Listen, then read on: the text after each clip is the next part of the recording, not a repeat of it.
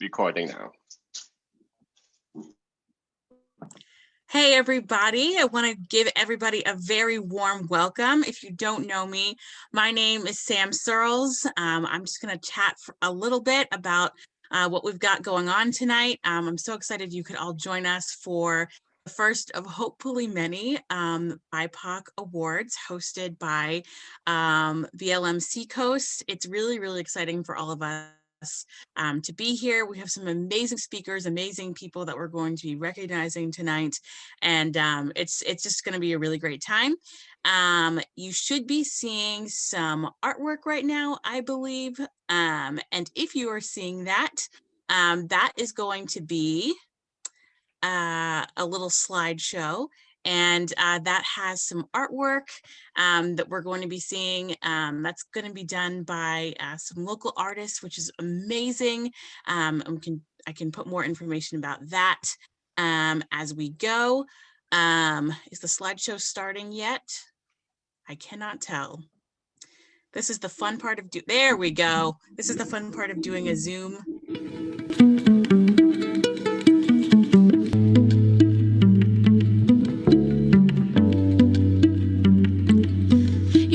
Call me when you need something.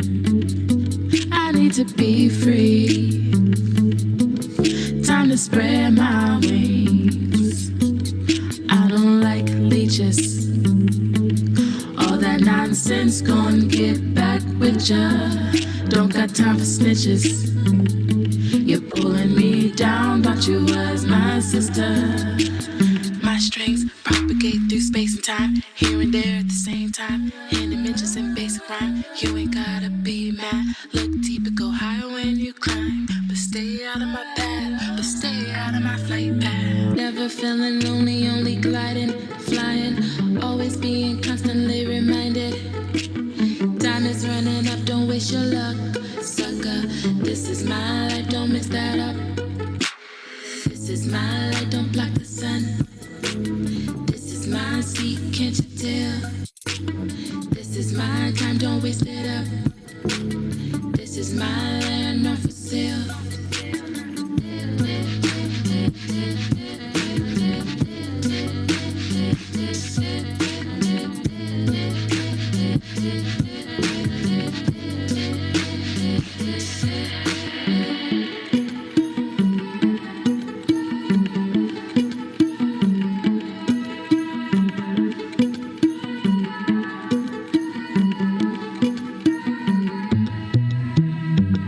Desert air blowing through my hair.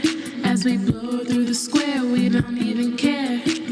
Dirt roads and bare feet, tied to memories so sweet. Mesmerized men at my feet. Let's go to the top, just you and me. As the sun hides and fog takes over, I call it African November. Don't wait for me, summer. Oh, don't wait for me. Don't wait for me, summer. Wow. So this is my first time seeing it. I hope you guys are as impressed as I am. That was from local artist Brian Cartier, and there's going to be more about him that we're going to post in a little bit. So I wanted to kick this off by introducing how this night is going to go. We're going to have speakers. We're going to have an intermission. We are going to hear from various leaders from BLM Seacoast. It's going to be great. If you can stay with us the whole time, that's amazing. But if you can't, we are going to record it, so you'll be able to check it out later. So I'm going to introduce the wonderful people from Black Lives Matter Seacoast who are going to tell you all a little bit more about the event, and then we will get on into it. Hi, everybody. My name is Julian Maduro, or Jules. My pronouns are she, her, and hers. I'm so excited for this event. I'm very grateful for everyone that has made the time to come out here today, and especially grateful to our lovely award winners for this year's BIPOC Seacoast Leaders event. For those who don't know, this is the first time that this event has happened. It's the first of its kind, but we're hoping it's not the last of its kind. This event really was born from the idea and the realization that the people of color in the Seacoast aren't being recognized enough for the great, great work that they're doing. You know, we saw an event that recognized Seacoast leaders, but there were no people of color on that event list. And we thought that was a real shame. You know, we at BLM Seacoast, at BLM Nashua, at the different, BLM organizations, we have the luxury and the privilege of being able to see wonderful, BIPOC leaders, but not everybody in the community gets to, and not everybody realizes all of the wonderful, amazing work that people are doing here. So that's the purpose behind this event. This event is being done with so much love for the Seacoast and so much love for the residents that are really working hard to make it a wonderful place to live. I'm really excited about this event, and we hope that you enjoy it, and hope that you enjoy hearing from the different award winners that we have for you tonight. And with that, I'll hand it back over to Sam. Thanks so much. All righty, so the first part of tonight is going to be introducing our keynote speaker. I am just wanting to make sure that I pull up all of this information because Corden has done so much. It's honestly blowing my mind. So here we go. Corden James joined the U.S. Army at age 19 and served as cavalry scout with a combat deployment in Iraq. During that time, he recorded a hip hop demo for the Broad Jam music competition and won semi-finalist songwriter in both 2010 and 2011. He was named Universal Records Hottest Artist in 2011. And there's a reason why, he's a motivational speaker. Why are we talking about this? Here's a guy who served his country under fire, and he can still find artistry within himself to write songs. His life has been about pressure, survival, and change, and he uses his life to encourage others through the power of spoken word. He does raw, honest, and inspiring stories about being an unwanted infant born to a drug-addicted mother and waiting in the foster care system to be adopted, something that I can relate to as being adopted myself. And when love and support and acceptance didn't come from a white family to a black boy, that there were challenges he didn't expect. So all of this kind of combined could dismantle anyone, but he prevailed. He's a survivor turned servant and serves to the power of his voice. When he speaks, he addresses kids' issues. He looks at childhoods and inspires audience to look at the beauty of damage and encourage people to believe that they are not the consequences of their parents. He reminds anyone willing to listen that they are not the residue of bad choices and wrong paths, but a journey to self-discovery is paved with challenges to overcome. He has a bachelor's degree from Southern New Hampshire University and got his master's in organizational leadership. He has a diverse and impactful background which has made him become such an effective motivational speaker. He speaks with love and compassion. His hope is to touch as many lives as possible. So with all of that, please give a warm welcome to our keynote speaker, Corden James. Good evening, good evening. Let me make sure I'm not muted. It is a pleasure to meet all of you.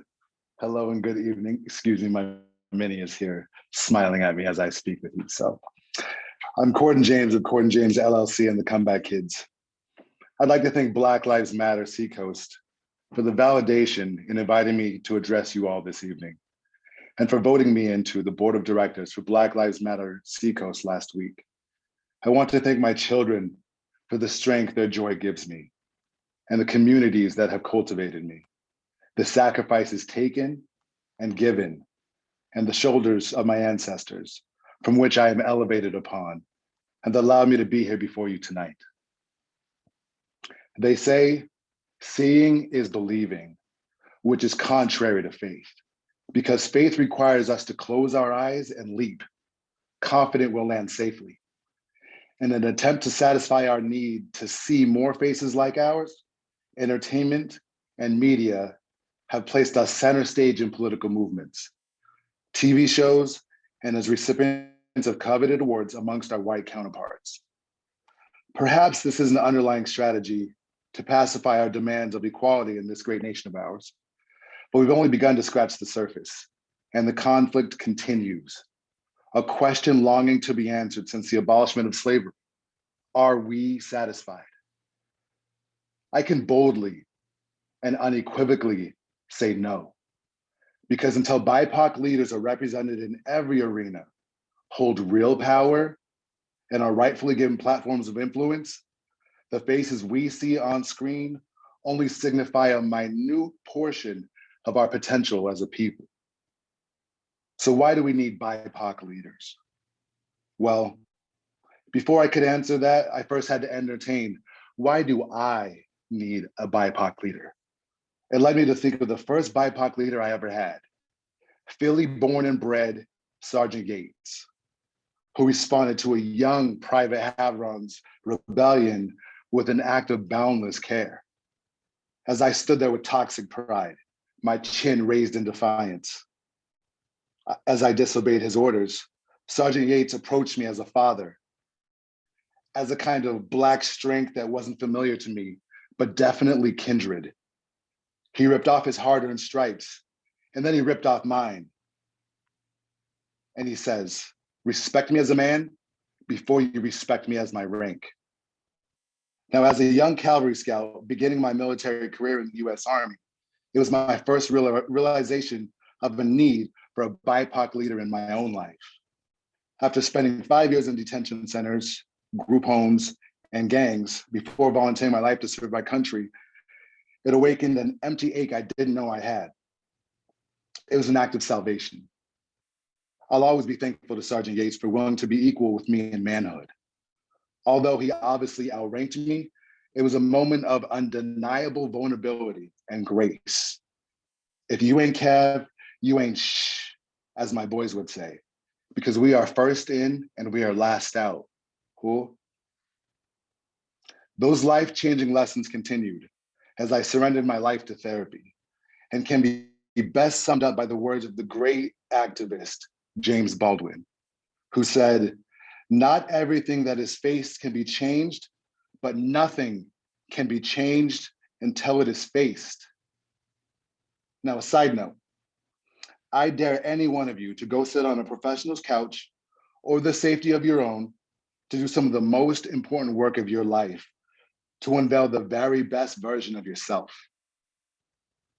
I learned to use I feel and I am statements in 18 years of therapy, taking responsibility for my own life, for my ashe.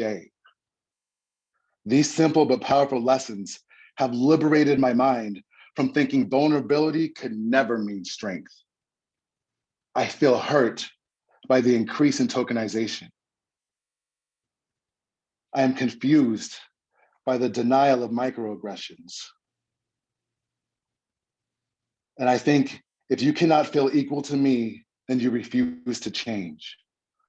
Vulnerability is the key to great servants, a mindset that proclaims how much we really need each other, how no one person can stand alone, an unapologetic demand for unity. It's important to learn a few terms of transracial adoption in BIPOC. Transracial adoption is defined as the joining of racially different parents and children together in adopted families. Silverman, 1993. With little Black boys and girls being adopted by white parents at higher percentages than by adopted Black parents, even in the world of adoption, there's an absence of BIPOC leadership that can be powerfully used to cultivate significant awareness and get our community effectively involved. BIPOC, in its definition, combines people of color and bi to mean Black, Indigenous. Now, of course, a BIPOC person coined this. It's used to cover all bases, as people of color differ in their experiences with inequality and injustice. This term was created to include all of us. It helps to eradicate the stigmas we have among ourselves, like colorisms and other isms. The world definitely has its favorites, pitting us against one another. At the end of the day, of each and every day, we are all Black, wrapped in every hue and tone. We are unapologetically and culturally beautiful. Yet here we are again, trying to convince the world why we're needed, why we're important, and why we matter. See, I was born with what's called a reactive attachment disorder due to separation and traumas within my first 5 years of life. Today, through decades of therapy and meditation, solitude and celibacy, Not a popular method, however, extremely effective.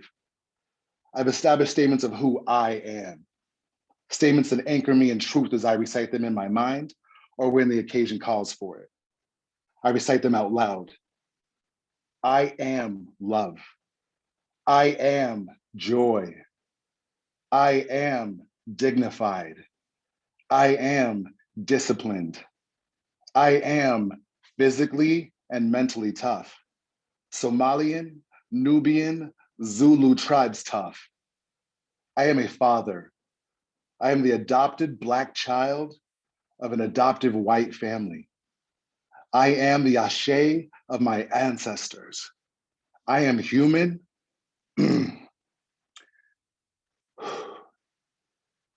And I'm a Black human.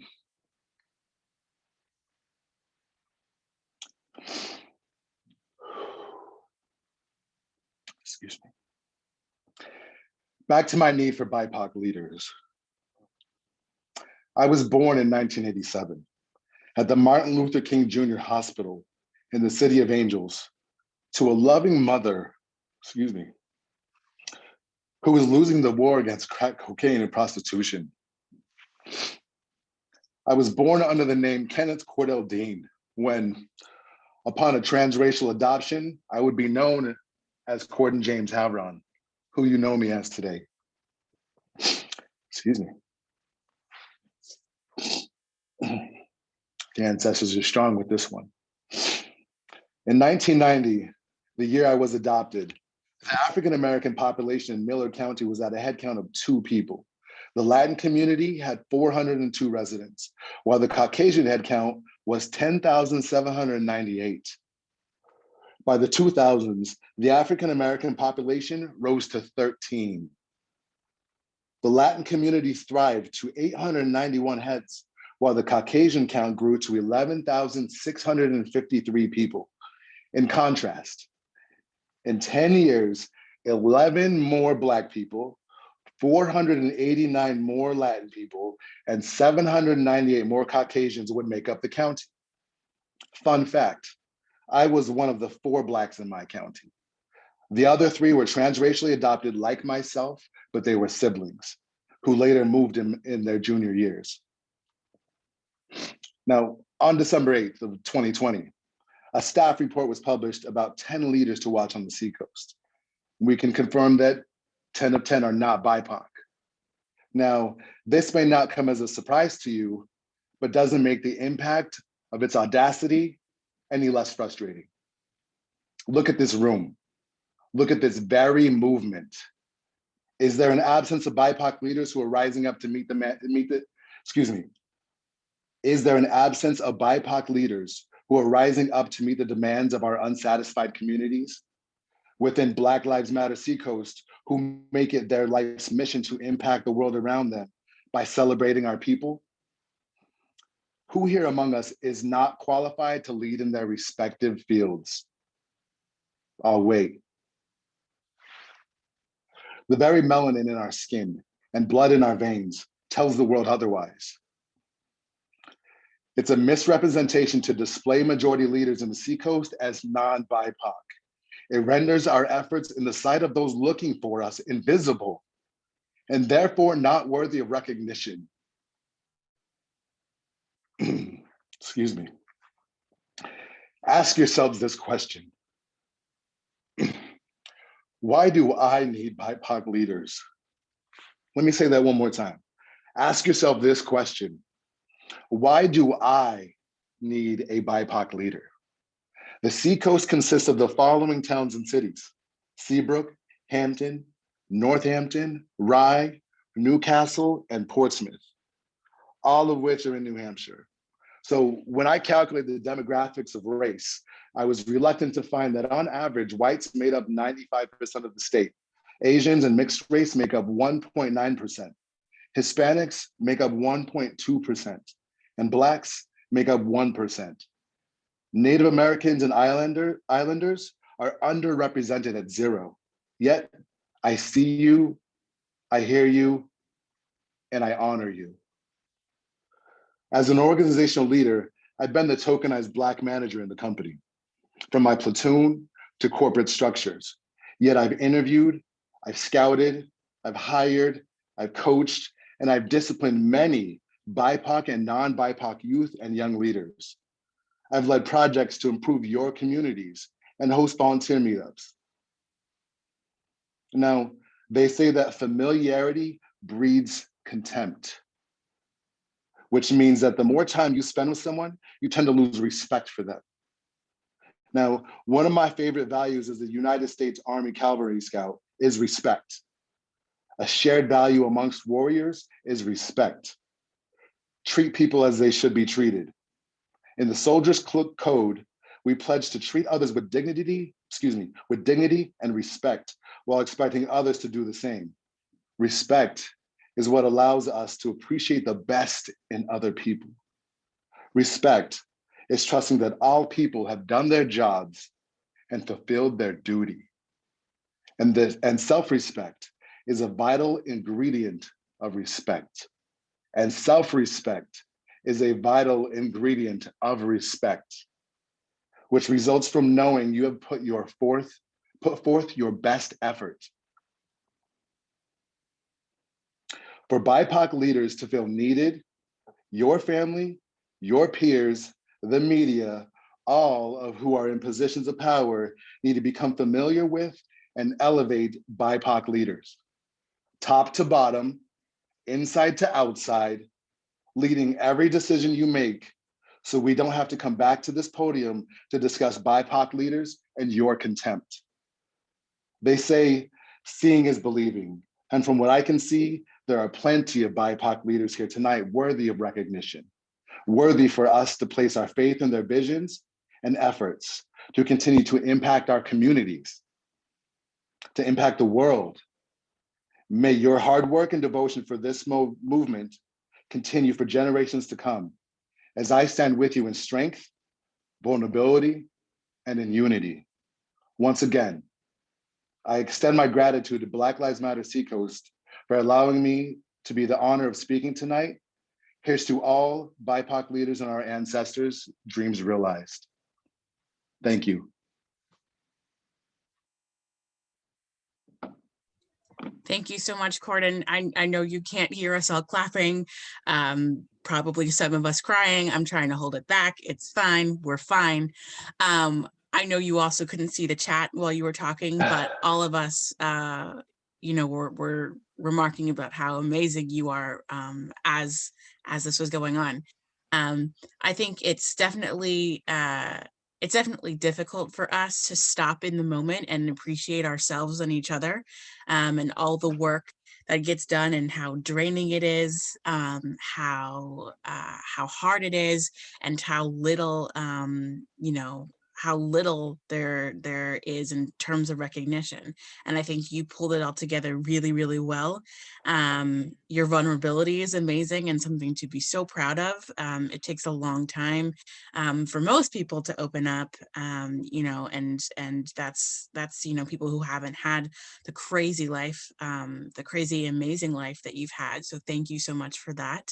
Thank you. And I would also say that it's so cool that your kids get to watch you as you're doing this. I was thinking about, I'm 22, which is like a whole thing. And I was thinking about, as you were talking with the ancestors, and thinking about my grandmother who marched with Dr. King, and my great grandmother who was Cherokee, and just all of the things that I wish they could see now. And the fact that your kids are there watching you is really, really amazing. So, all of us here are, are going to be encouraged by that. You've definitely lit a fire under me. I needed that. So just wanted to thank you. Thank you. It's an honor to be here. Honored to have you with us. So on that note, I'm going to switch gears a little bit. I'm just going to talk a little bit about these awards. If you haven't been, following us, not sure how you're watching this if you haven't been following us, so let me take that back. But in case you haven't seen the criteria for the awards, let's talk about that for a minute. So to be eligible for these awards, you had to have been chosen and nominated by any Seacoast resident. All the nominees were anonymously voted on by a select board of BLM members. this was, really, really amazing. You had to be a Seacoast resident, you had to be 14 plus, obviously BIPOC. And then everyone who won tonight will be receiving a plaque congratulating them on being a BIPOC Seacoast leader. We definitely want to make sure that, with it being a pandemic, we really wish we could have met in person, but we do want to make sure that all of the winners have something to walk away with, something tangible, because it is really important. And that's going to be something that they can show their kids or, whoever else. This is something that I did, and I have something tangible to walk away with. So with that being said, we are now going to transition yet again, and we will be introducing the people one at a time, our winners. We're also going to just, in case you don't know how the program is going to run, each winner is going to talk for a few minutes about their award. I will be reading their introductions and talking about how and why they got nominated and how and why they won. And then they will each be speaking. We're going to have about 5 people go. Then we're going to have an intermission for about 15 minutes and an amazing performance during that intermission. Then I'm going to bring you guys back. And then we're going to have another 5 or so people, and then we will kind of wrap it all together. There will be some closing remarks by Reverend Thompson, and that's going to be amazing. So I am going to look at my notes because I do not want to get this wrong because everyone is amazing. All right, so our first winner is Courtney Daniel. I will be reading this a little bit. All right, here we go. So our first winner is Courtney Daniel. Courtney is a creative strategist who lives by her own rules and makes things happen. She's a nationally recognized award-winning business owner, and her dedication and ability to build relationships has afforded her the opportunity to work with top-name celebrities in the industry. Her love for design won her a national recognition from the U.S. Postal Service when she designed a postage stamp. In her spare time, you can find her interviewing, connecting, and sharing stories of members in the community through her online group, Noda Patterns. She lives on the Seacoast with her 4 kings. She was nominated, of course. That's the whole point of these awards. People, have to recognize your work. So her nominator said that she is a powerhouse, a mother, an entrepreneur, and a leader. Her nominators known Courtney for a short time, but her participation in Seacoast Mom Speaker Series was a wonderful space for learning and conversation. She gives in so many ways, from affordable and free fitness classes to justice-oriented panel discussions. She's a Black feminist. She helps with young people in and around Exeter, and we can learn from her constantly. It's a privilege and an honor to benefit from her wisdom and insights. She founded Noda Patterns to get more convos going about race on the Seacoast, and she spearheaded numerous community activities and is always inspiring others to do too. So with that being said, let's introduce our first winner, Courtney Daniel. Hello, thank you so much for having me. First, I'd like to thank God for giving me life and this amazing opportunity to serve, because without him, none of this would be possible. Thank you to Black Lives Matter Seacoast, Tanisha Johnson and Clifton West and their team for creating this space and noticing the work of passionate BIPOC individuals in our community who are bringing solutions, providing answers, and striving towards change in the state.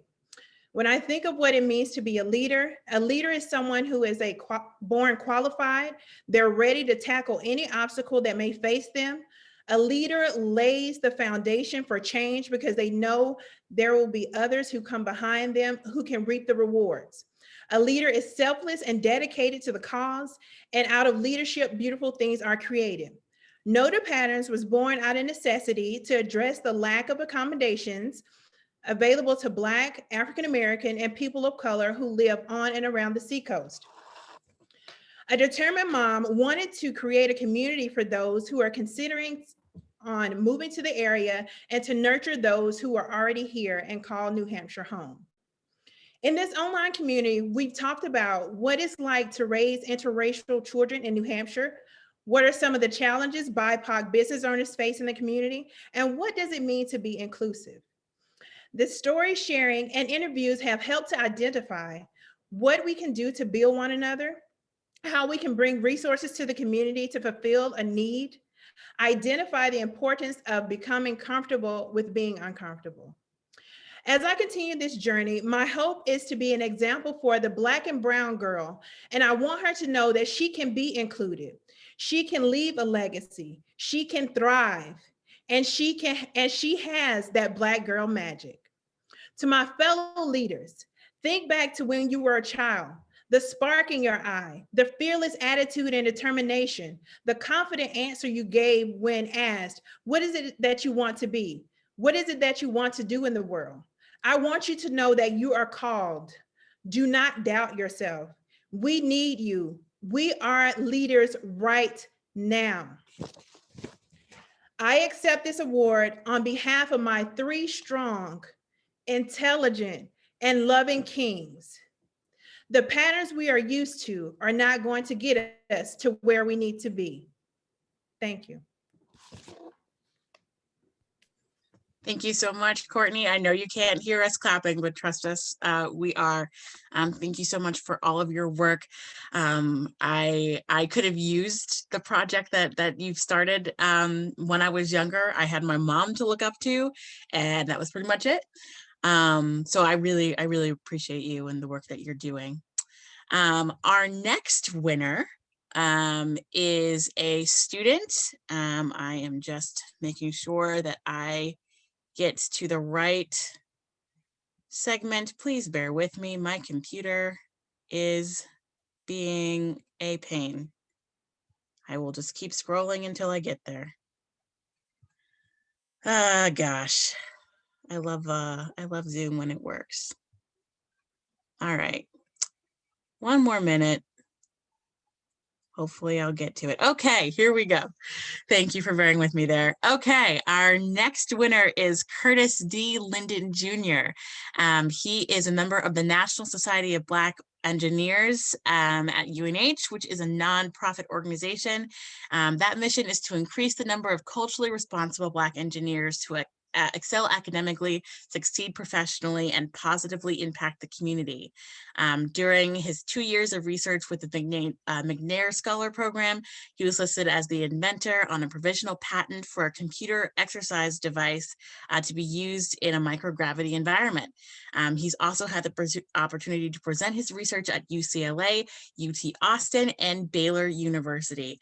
That is amazing and absolutely incredible. So without further ado, let's introduce Curtis. Yeah, thank you for that introduction. I first off, like Courtney, I would like to thank God, and I would like to really thank my family for, it takes a village. I would like to thank everybody that helped me get to this point in my life. And it's really just a blessing to be here and speak in front of you all. And this award means a lot because it gives me My 15 minutes of pain. It gives me reason to know that like the work that I'm doing, the work that I do with and team with other people is for a reason. And so one thing that I really wanted to touch light on in the National Society of Black Engineers, specifically at UNH, we focus on outreach to kids. And so in the Seacoast area, we took it upon ourselves to teach kids how to build robots and code in different ways. And so with that, we got a grant from the Department of Defense, and the chair for the Department of Education asked us to put a curriculum together, a STEM curriculum for to put together robotics and stuff like that for kids. So it's something that's it's impacting kids all over the area, but especially in our communities. And so I think that's something where, I'm glad that we've been able to do it and have that platform, but I just encourage everybody to play a role. I mean, we're all good at different things, and just make sure you're paying it forward, giving it back to the people in your area and to the people who you will immediately impact, because you never know the impact that you can have on a kid. And so we pretty much, as adults, we become who we become, but kids are still molding themselves every day. And so really just pour in and give them the opportunity to be the best they can be. And And so that way, the next Curtis Linton doesn't have to be the only Black person in all their classes when they want to be a mechanical engineer or, you know, just things of that sort. So you can be whatever you want to be. You can be a football player, you can be an engineer, you can be an astronaut. And it's important that we give kids the opportunity to do that. And so I really appreciate Black Lives Matter for this award and everybody who was involved. And thank you. Amazing. Thank you so much. The person who nominated you was talking about how you were just kind and smart and willing to go, you know, the extra mile, and definitely super see that. Thank you so much for all the work that you're doing. It is definitely hard to be the only or the first. I think everyone and all these panelists and a lot of the people watching can relate to that. And thank you for blazing that trail for, you know, the next Curtis Linton. That's amazing. And you're doing great work. Our next winner is a project. Nope, sorry, just kidding. I read the wrong thing.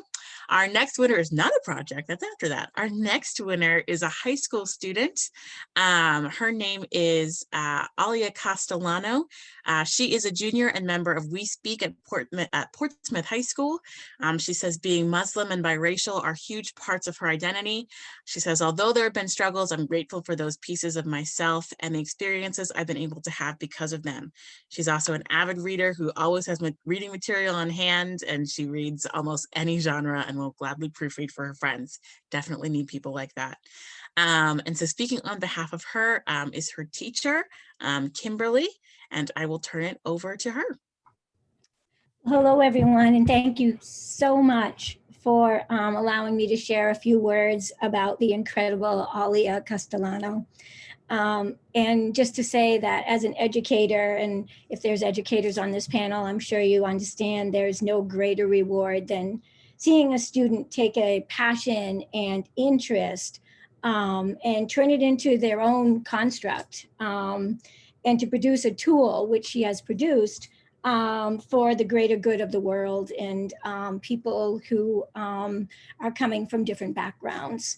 And Alia used her own experiences and knowledge to create, and I'm not sure if you were able to understand that from her bio, but what she worked on was creating a matrix, sort of like a rubric that you would use to look at books that proclaim to speak on social justice issues or tell stories of diversity. And she came up with this idea. It was very interesting. We were volunteering at what we called the homework hut over at Gosling Meadows this fall when a lot of students were remote. And we were doing work. And she was talking about children's books, and she expressed a frustration with some of them that proclaimed to really be working on social justice issues, but just didn't ring true to her. And so I said, you know, this is a really cool thing.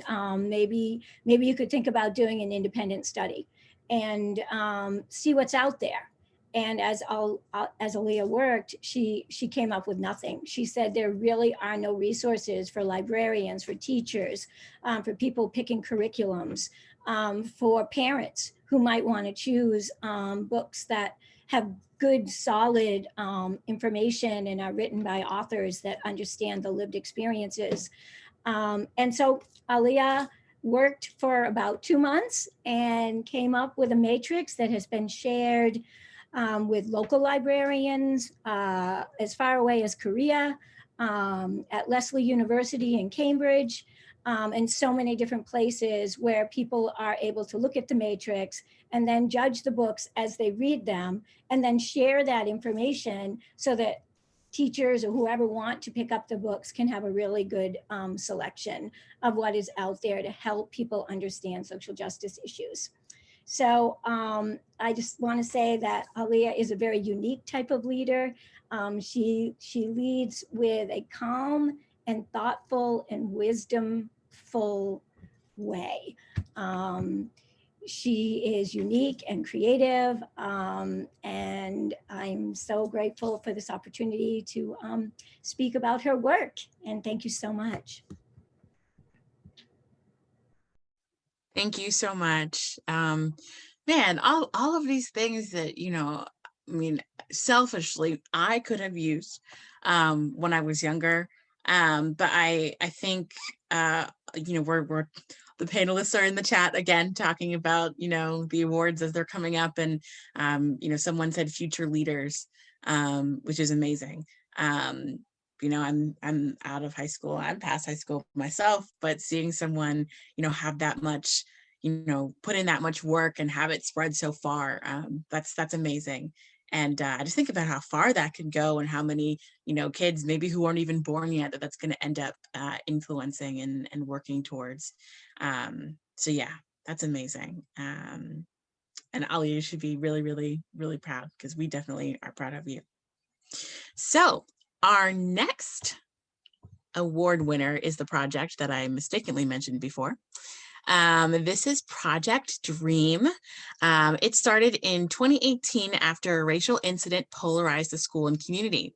Students banded together to process the situation and decide to take action to make the school and community a more equitable place.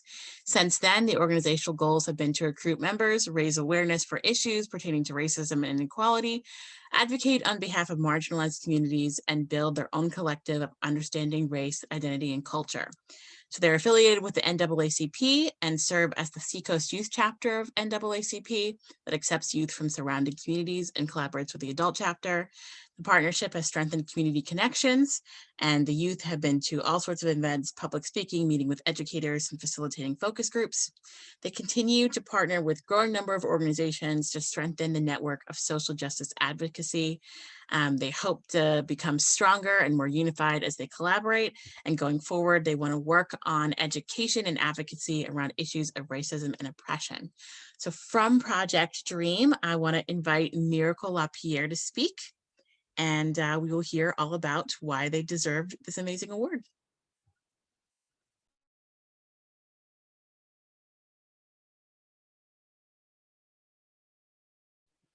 Hello. I just want to say thank you for this opportunity for allowing a dream to speak, although I'm just one person speaking about the group. Dream stands for Diversity, Respect, Educate, Advocate, and Mission. And like I said, thank you for this nomination and for this opportunity to speak. It really means a lot to us. We work on fighting back against inequality, injustices, and just trying to make an inclusive place for Dover and just New Hampshire all around. We work on trying to make our community and school community an inclusive place and make sure everyone feels welcomed and comfortable. Dream is a place where students and community members are able to come and be themselves without having to worry about anything. And we just look forward to having new members. We actually have a lot of new members since school has picked back up, and I think it's truly amazing. This group can go very, very far with the things that we're doing. We like to collab with everyone and just help people, help youth leaders, just as ourselves, to speak out more and not, and to not be up under school rules. So, just having to kind of quiet our voices. So we really look forward to collaborating with people and just allowing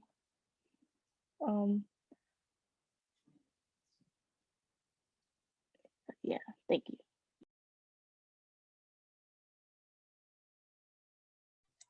Thanks so much, Miracle, for sharing. I think it's amazing when, individuals can lead projects and things like that, but it's so much harder to work within a group. In some respects, you have that support, but then you've got to, figure out logistically, how is it all going to work? I think that you've been able to partner with so many organizations and be recognized by the NAACP is amazing. If you had told me even a year and a half ago that the Seacoast of New Hampshire had an NAACP chapter, let alone partnerships, I would have probably laughed. because, you know, I simply didn't know. And so I think that a lot of the work that you're doing is raising that awareness, and just making it, you know, way more accessible for people. Their website just got put in the chat, so definitely check that out if you can. Our next winner is from Phillips Exeter Academy, Courtney Marshall. It says her path is always lit by brilliant words of Black feminists. She teaches English, runs one of the gender expansive dorms, co-leads the annual Exeter Diversity Institute, facilitates 2 faculty anti-racist book clubs, co-organizes the Martin Luther King Jr. celebration, advises the Afro-Latinx Society, works on the first gen student support group, serves as an academic coach, and is associate dean of advising. When she's not at school, she teaches ASL, teaches free exercise, and promotes revolutionary play on the Exeter Recreation Advisory Board. Courtney certainly has a lot going on for her, so we're going to let her take the floor. Awesome. Thank you so much for that. That was funny. She has a lot going on. She does. First, I guess, again, thank you. I often say that being here in New Hampshire for me is a miracle. I still don't know how I'm here. I was not born here, and my ties to New Hampshire have come through my connection to educational institutions, first Dartmouth, then the University of New Hampshire, and now Phillips Exeter Academy. And so it's interesting to me how I move through and kind of in and out of educational institutions. And like it was said earlier, I really do light my path, and just my way is completely guided by the brilliance of Black feminists. Like they are my leaders, they are my mayor, my president, every, you know, title that can be given. You know, you've got Audre Lorde there or June Jordan there. I'm looking at Lorraine Hansberry here, and Toni Morrison and Stacey Abrams. And when I say that I am surrounded, I mean literally. You can see I'm literally surrounded. I'm always surrounded. They are always guiding me. They are always with me. And so I really want to take this time to thank just a few Black women. I think about the women I didn't know until I moved here, like Ona Judge. I think about Elizabeth Virgil, and I think about when I was a professor at UNH and how I would sit under her picture in the library, and I wondered who was that woman whose portrait I would walk back and forth by. And finally I stopped and I sat and I learned who she was. And just recently I got a chance to look at her UNH yearbook, and it's been really exciting to me just to learn more about her. I spent a lot of time talking to her when I was there, talking to that portrait. And even here when I got to Exeter, my decision to come here came after a long consultation with a portrait of Gwendolyn Brooks that was in a hallway. And so again, that's when I tell you these women tell me where to go. Dolores Kendrick, who I've recently just been completely enamored with, and I'm sitting and I'm listening to interviews with her and just learning so much. I think about people like Valerie Cunningham and Jerry Ann Bogus, you know, who again, I'm so grateful for the women who stayed in New Hampshire. I'm grateful for the women who've left. All the women who have left their mark and for reasons good and bad decided to take their talents elsewhere. And so that's really important to me. And finally, just thinking about writing, of course, Harriet Wilson. And though we are not in Boston, the Combahee River Collective is my model for leadership, my model for organization, my model for how to bring together minds that center the lives and the loves of Black women. I always tell people that, you know, Black women, Black girls are the very center of my world. And if anybody else benefits from that, then bless you. Because and it really is just me just extending out and just taking all the love I feel for them and just putting it out into the world. And so again, I just want to say thank you. It's weird to be called a leader because, you know, I don't really lead anyone to tell anybody what to do. But I often say that if I can do anything, if I can somehow make the state a better space for another Black woman or another Black girl, then that's all the honor and all the stuff that I need. So I just want to, again, say thank you, and to all of the rest of the people who gotten awards, congratulations. And I hope that, you know, you are also living your best Black feminist dreams. Cool, so thank you. All right, so don't mind me for the first like maybe 20 seconds where you were talking, I was Googling all your pictures because I want them. I think it's funny that you mentioned that you don't see yourself as a leader, because I think that that's a really good quality of a leader to have. You know, that's being humble, that's, you know, being able to pull others up behind you. That's, you know, being, you know, not large and in charge, just in charge, you know. I think that that's really, really important for a good leader to have. You know, there's so many amazing women that you know, I look up to, my mom and my grandmother, and not that they're, you know, that much older than me, but, you know, Tanisha and people like that who have been amazing for me.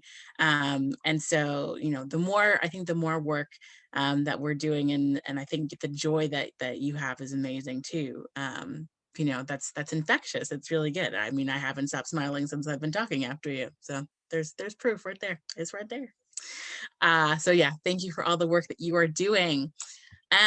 We are going to move on to our next winner. Her name is Kaylee Donovan Nyhart.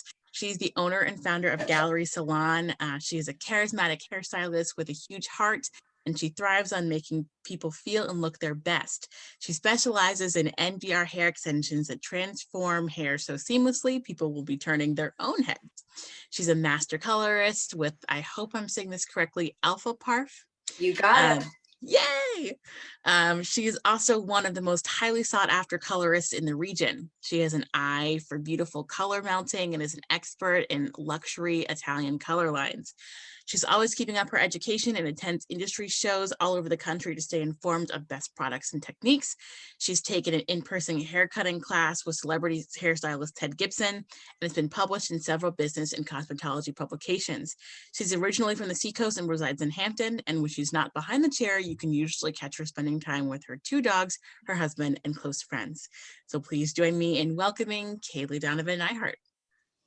Hi, everybody. I am very humbled and extremely thankful to be recognized alongside everybody here who are very inspiring individuals. I would like to first off thank Seacoast Black Lives Matter, because I think this is so needed, and you guys putting together essentially the first platform for a spotlight to kind of show off this diverse group.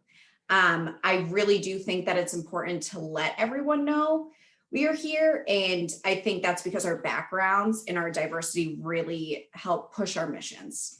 I think that it's just, there's something about hair in New England, and especially ethnic hair. And growing up in the early 90s in New Hampshire, I have really tight coarse curls, like right to my head. So my mom is actually from the Bahamas and my dad is from Boston, but I definitely got that really tight island hair. And growing up, it was such a thing getting my hair cut or even going to get my hair done. And it was always feeling sort of out of place in salons and feeling like, oh, you know, we don't know what to do with your hair and we don't know what to do with this hair texture. And it was always this kind of, I almost like to call it my like hair oppression stage, where I was totally trying to like straighten my hair and flat iron it all the time, and, you know, just trying to blend in. And I think that it's been great to see sort of this evolution of natural hair really becoming like kind of a beautiful thing. And I think it's super important that we kind of showcase what hair actually means to our culture. And there's a particular story that I kind of wanted to share. So there was a woman that I do a little bit of volunteer work on the side. And I had a woman in, and she was an African-American woman, and she was, in recovery and had just kind of gotten out of prison. And I remember when she said to me, the first thing they did when I went to prison was they took my hair. And that statement itself was just like, wow, and just even have that kind of conversation behind my chair in New England, and just feeling as though there really should be a lot more cultural training in here. So at the gallery, we are super committed to not just giving a safe place for ethnic hair, but also giving a place where we're going to make you look amazing with your hair. And, we are also super committed to showing the community, especially as leaders, that we are here to make a change and not just like say it, but be about it. So we actually donate 5% of all of our retail sales to local charities. My team and we come together every quarter and we decide what we're going to do next. And, I have so much inspiration for my team. So I actually have 14 stylists and beauty providers at my salon. And I will say it's very diverse, and it's so beautiful to see all that culture come together as well. And I just feel like we're under this roof of just a collection, and I want to share that with our community. And I want to share that by making people feel good. And so I'm just really excited to be here, and I'm excited to get to know all of you and kind of make this effort to really, let's get together and create this alliance of being able to really welcome our ethnic brothers and sisters in the Seacoast, and a place for them to get their hair done as well. Thanks so much, Kaylee. Oh my gosh. It's like everyone who speaks, I'm like, oh, I wish I was younger, like that I could have heard of you forever ago, all of these things. I think, hair is one thing that definitely speaks to, that confidence, right? Where, everyone made fun of Gorilla Glue Girl, which is like a whole conversation we could have. And I was like, I couldn't help but feel bad for her, honestly. Yeah. And it was because I was like, how many times has it been beaten into her and every other Black woman that your hair has to look a certain way? So you're going to try anything that you can, even as remarkably unadvised as Gorilla Glue, to get it to be that way. Yeah. And we all know that burning hair smell. Every single woman of color knows what burning hair smells like because it's happened to us before. Yes. I don't know if you could see it. My own hair journey, as you can see, I got we're out here all trying to fight for our edges, but Yep. I have a scar right here. It's super light now, but that's where a hot comb. My mom she's a wonderful person, but it just didn't end up going the way it was supposed to go that night. And there's definitely a lot of pressure for, this, you want to look professional, you want to look put together, whatever the heck that's supposed to mean. Absolutely. And it's definitely relatable. And so I think the work that you're doing is amazing. Helping people to feel confident in the skin and the hair that they are in is really, really important. So thank you so much for all of that. Ladies and gentlemen, it is 7 o'clock, which means it is time for our intermission. It's going to be about 15 minutes. And while I want to say, get up, get your drink, get what you need to do, don't go away too far, because our intermission is pretty special. We have Marlon Carey, who's a poet, educator, actor, communicator, and entertainer. He's been writing and performing for most of his life. He has published books, produced hip hop CDs, and been in plays and short films. He was a DJ for his own weekly radio show and has been rocking schools with Shakespeare to hip hop for the past 12 years, which means he was doing it before Hamilton made hip hop cool. He's been doing assemblies and workshops for kids of all ages, and he's a storyteller and member of RIBS, the Rhode Island Black Storytellers and Brothers Keeper Poetry Theater Ensemble. He's very excited to be here tonight. I'm going to let him say what his other name is because I don't want to butcher it, but I want to give a warm welcome to Marlon Carey, our entertainer for this intermission.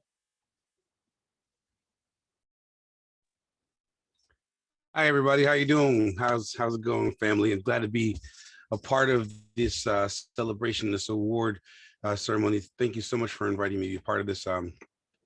Yeah, live from Wakanda, right, Sam? Rest in peace to Chadwick. Was been a really important part of this movement. Really right now we're just recognizing and coming back to a resurgence of the pride of the civil rights movement. The Black Panthers with the fists, and it's okay to wear your hair black, to let it be black. Maybe even Jay-Z. I never thought I'd see Jay-Z with some crazy Basquiat style hair. Like, we've evolved to accepting ourselves, and it's a really awesome time. So glad to be part of this. I'm going to share a little vignette, I guess, of what happens. I grew up, sort of a typical young Black man's lifestyle in America. Single parent Black mother, worked her butt off to take care of me and my sisters. And it's the reason why I went to college and got a degree. It's the reason why I work with youth. And so it's really great to see all of you guys here saying similar stories, So it's a little vignette. 16, what a tragedy. Never did imagine he would be the next in line to be the hood's next casualty. Cookie cutter kid simply lacked originality. Mom worked 2 jobs, but his daddy was an absentee. It happened to be August, it was hot, but if you ask me, it was the kind of thing that was bound to happen eventually. This girl that he was crushing on ever since elementary invited him to her crib for the party of a century. He shouldn't have been driving, though he had a license, technically. He pulled up to the house, opened the trunk, and for a second, he thought about the consequences of behaving recklessly, but tucked it in his waist and approached the party skeptically. Inevitably, he had a couple shots, and then essentially, he got into an argument with a former enemy. Somebody shouted out, "He has to do to stole my MPC!" He pulled it out, cocked and squeezed just like it was meant to be. "Mama, I just killed a man. I put a gun against his head. I pulled my trigger, now he's dead. Oh no, mama, life had just begun.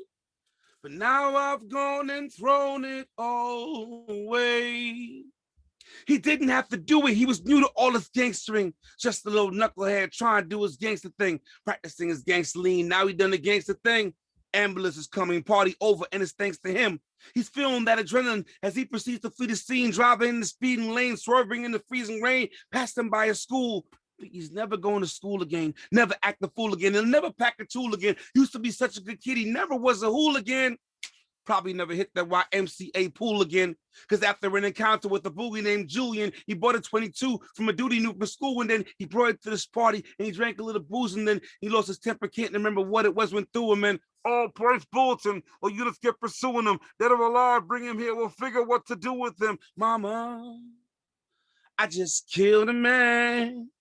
I put a gun against his head. I pulled my trigger, now he's dead. Oh no, mama, life had just begun, but now I've gone and thrown it all away.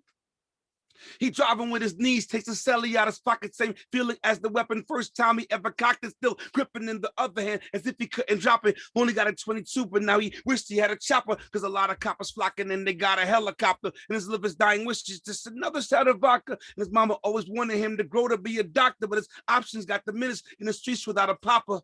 Now his life about to change, and he's powerless to stop it. He ain't really steal the NPC, but that's another topic. He pushed the mama button on the phone, it's on and popping. Now he's weaving through the traffic with no signs of ever stopping. Looking at the road ahead of him, he sees the cops to block the Glocks, aim, trying to put him in a box or on a docket. His mama picks the phone up while she's fingering the locket.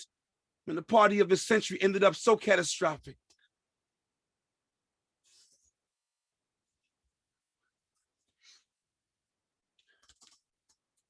So I'm watching a cops marathon. And suddenly it occurs to me, the answer to the riddle, answer the burning question inside my mind. Why does Nike support slavery? Black male, Nike sweatsuit. Black male, Nike hat. Black male, Nike shoes. It's gotta be the shoes, shoes, shoes. It's gotta be the shoes, shoes, shoes. It's gotta be the shoes, shoes, shoes. If all I did was write intricately connected sentences to impress utterly defenseless slam audiences, what recklessness. How senseless to express my exasperations using gimmicks such as this is because I have been blessed that when I rest my hand and press pen to paper and stress the mess that I'm living in, the rest just comes in like my breath coming into my hungry lungs. I have scars from dreams my forefathers hung from. Pardon me, I suffer from a condition called historical restlessness. This is not an official diagnosis, just a best guess. Quick test to see if I have your disinterest. Blah, blah, blah. Man, I'm the best. Is my sub story worth more or less?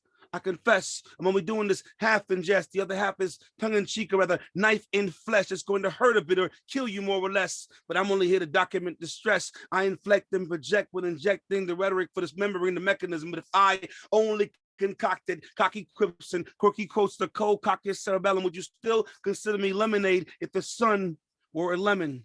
Born of harsh circumstances, I circumvented the learning curve to slap nouns and pimp verbs. You try to force feed me old language. Now I spit epithets to get the taste out of my mouth. Walking your fine line was like chewing glass. I never quite knew what to do in class when they said, Mr. Carey, give us the Black opinion. My life has never been rack and pin, and never anti-lock break me out of bondage or power steer me out the hood when the traction wasn't good. The only reason we have more trunk space because our jeans have a lot more to carry. They stress Mariah Carey and what's in Dion's carry on, but overseas they carry on bloody campaigns while political families make champagne toast. We just scored a few more votes on both coasts, while our soldiers just gored scores of poor folks on the Gulf Coast. And those blokes are supposed to be guarding the coast, lo and behold, just let an entire boatload of coke float. We worry over lactose while backpacking rappers lack flows and crack peddlers pack toast and live a trife life that entices righteous sisters to be crack hoes just so they can stack dough and go back to the store to cop the pair of black Jordans they saw in the back row. And if you watch TV, you'll certainly see the Texas tea ain't the only type of black gold. Watch Cops Tonight or the nightly news this evening. You'll find black folks served up, shackled and beaten, wearing a swoosh like a slash in the tire of freedom.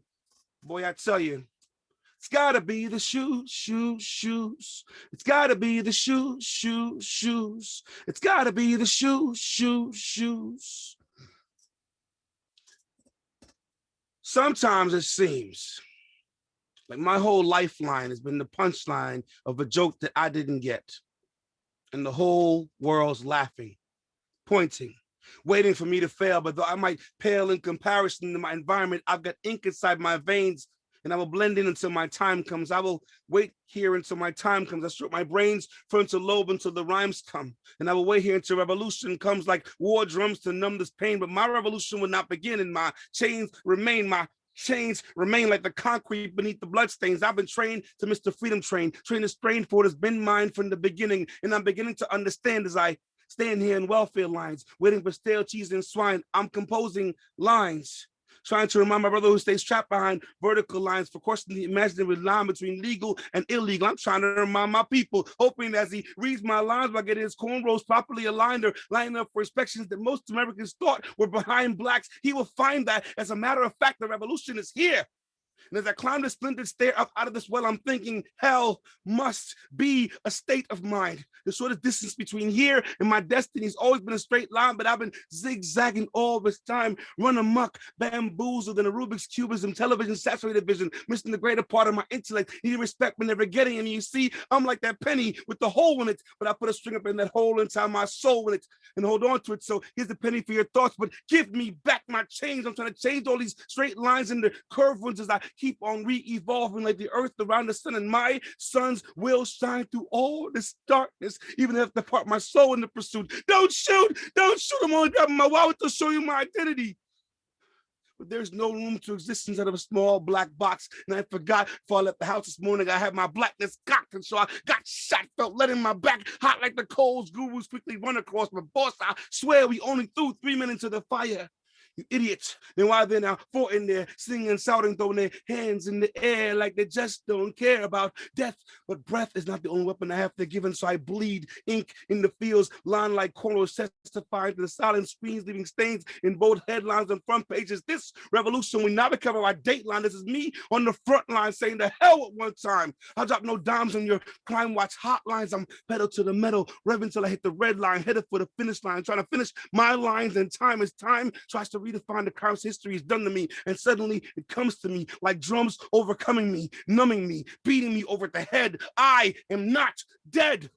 And my lifeline is the bass line behind the drums of my heartbeat. My lifeline is the bass line behind the drums of my heartbeat. My lifeline is the bass line behind the drums of my heartbeat. Thank you.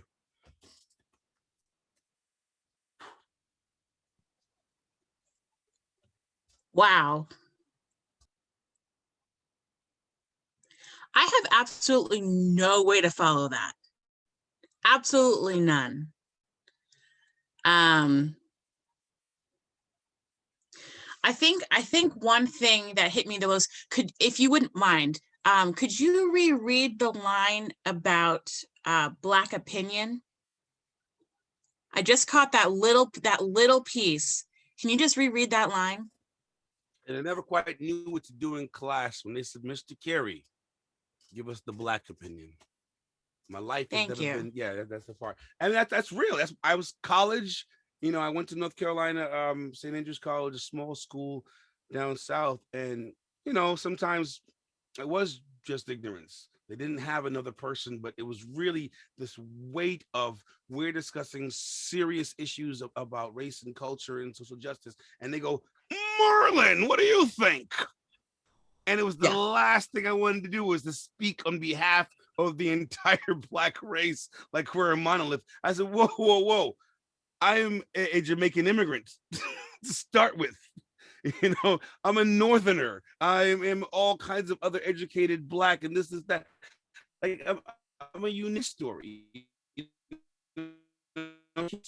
Person from Atlanta, from Chicago, like, you know, any kind of Mississippi. What's a Mississippi African-American male experience like compared to Dorchester, compared to Brooklyn? Like, you know, you really cannot say that we're all able to speak for each other in that way, but we can speak to the fact that the odds have been stacked against us from the beginning, that I didn't think I'd make it past 21. And that was really my life. Mm-hmm. And I was just talking to a young lady today who turned 21. I knew her since she was 3 years old. And, you know, I was talking to her about how important it was. I called my friends from college. It's like, hey, man, we're still alive. And I don't know that there are many of my white male friends who would say that that was why they called to celebrate on 21. You know, it was very, very different for us that we legit had made some sort of important crossing over. We survived, but what now? You know, the whole time you've been waiting to die.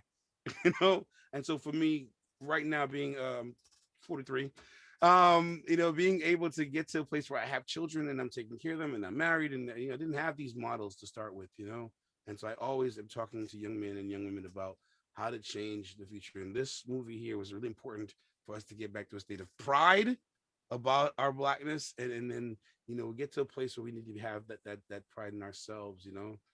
So I'm very just glad to be part of what you guys are doing. So thank you for inviting me along to do a little something. Absolutely.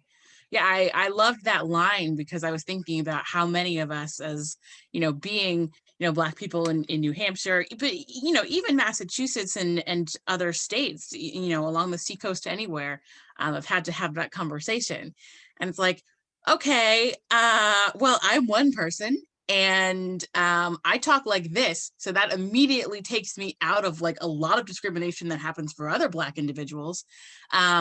You know, I was adopted by Black parents, so that's different than a lot of other people. I was homeschooled, so that's different.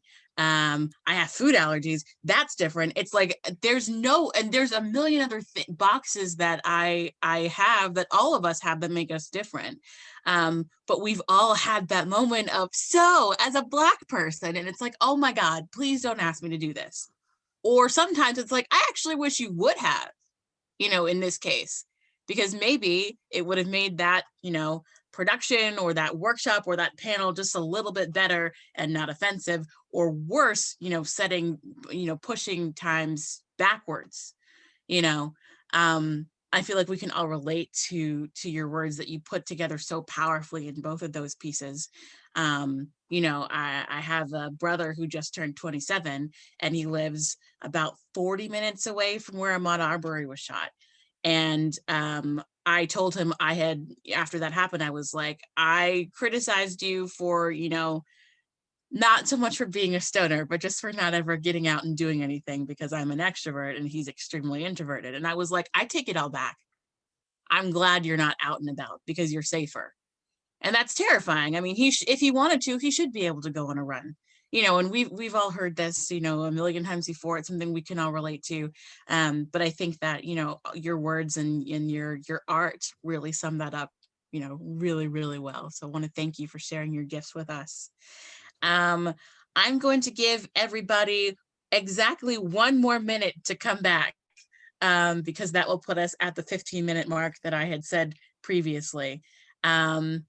So yeah, I'm just going to give people 1 more minute, and I will mute my mic and we can just kind of chill and think about that piece for a minute, because I'm still processing it.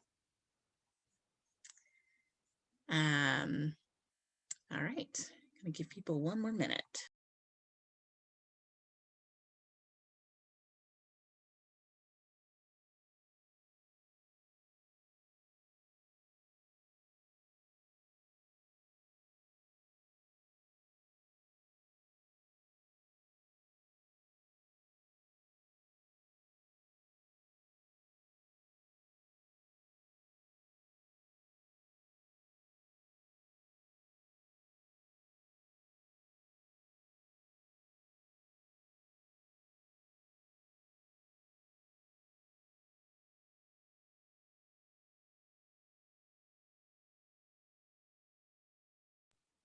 All righty, everybody.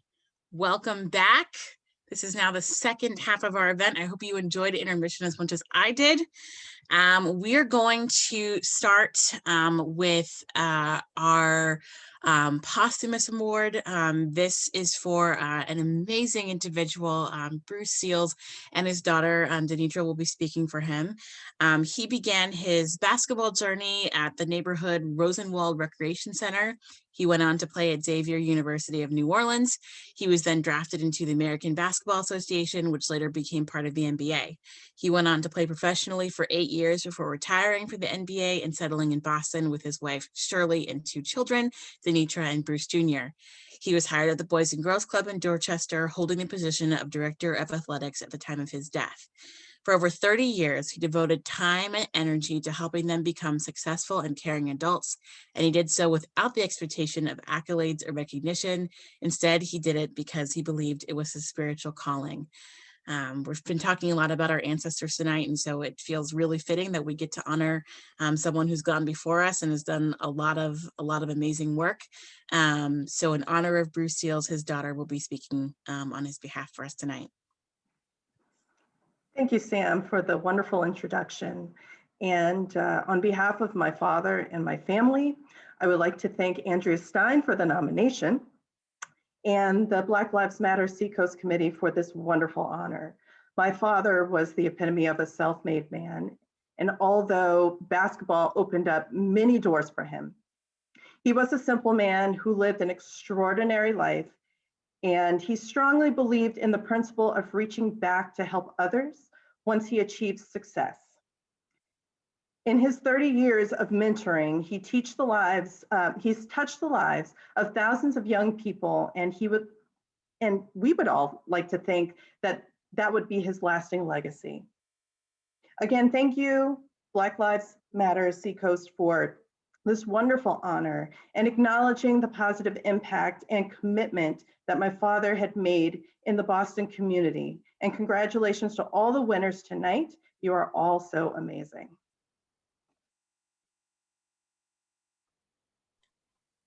Thank you so much. I think it's really important that we honor those who've gone before us, and you speak so amazingly about your dad.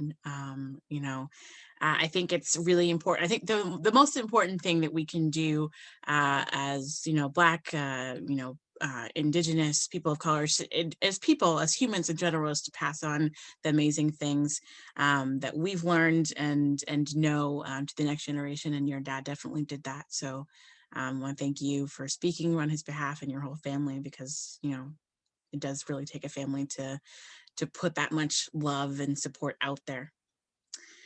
Our next winner is Cindy Corey. We're going to talk about her for a minute. She and her husband, Gary, have been together for 20 years. A zillion moves and careers later, they are exhausted, survive on turbo coffee, and need a lot of makeup and retail therapy. They have 4 children and currently reside in the Seacoast area of New Hampshire. Cindy has lived in 6 states and worn many hats over the years. She is an instructor, a personal trainer, a dental hygienist, a bookkeeper, the owner of Cindy Corey Properties LLC, and an Air Force veteran. And she is a style and life influencer who loves boutiques, online shopping, and free returns. That's so relatable. And a clean, organized home.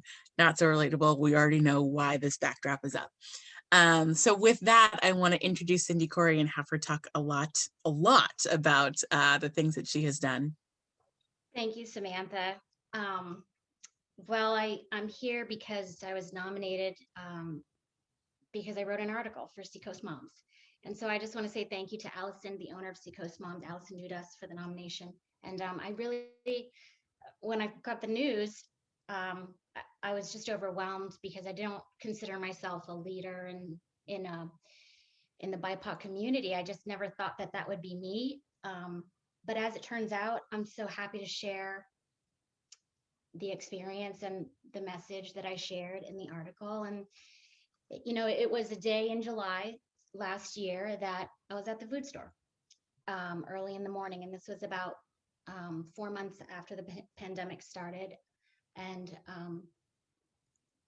I was, we were just, everybody was so fearful and cautious, and that was me. But there was also that layer of something is just not right here. This person is staring at me. And then that person is really staring at me. And then there was a grocery store clerk that was sort of tracking me. And I just ignored it. I left, I came home and I talked to some friends, and it was completely exactly what I had always done in my life, which is I knew what was going on, but I didn't want to acknowledge it. And neither did really a lot of my friends, because we just couldn't really believe, like, this is not happening. That's not a racial thing. It can't be, no way. And I dropped it. Well, I went back to that same food store. Shopping, same exact experience. And because I had already had that experience before, I was much more aware of what to look for. However, I was still in denial. And at the very end, I realized I forgot the acai powder. So I asked the particular store clerk, who was supposed to be welcoming. She was standing in her aisle, saying, "I'm open. Come to this empty lane."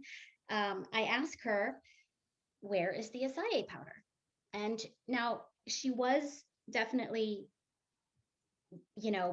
looking at me in a really mean way, but I'm just like, people look weird in their masks sometimes. You just can't tell facial expressions. So I don't want to be judgy. But then when I approached her, she put her hands up as if to say, "Get away from me." Well, because I'm just a slow learner, I'm like, oh, she can't hear me. So, I'm just going to go closer and keep asking. So what I said was, "Do you have it here?"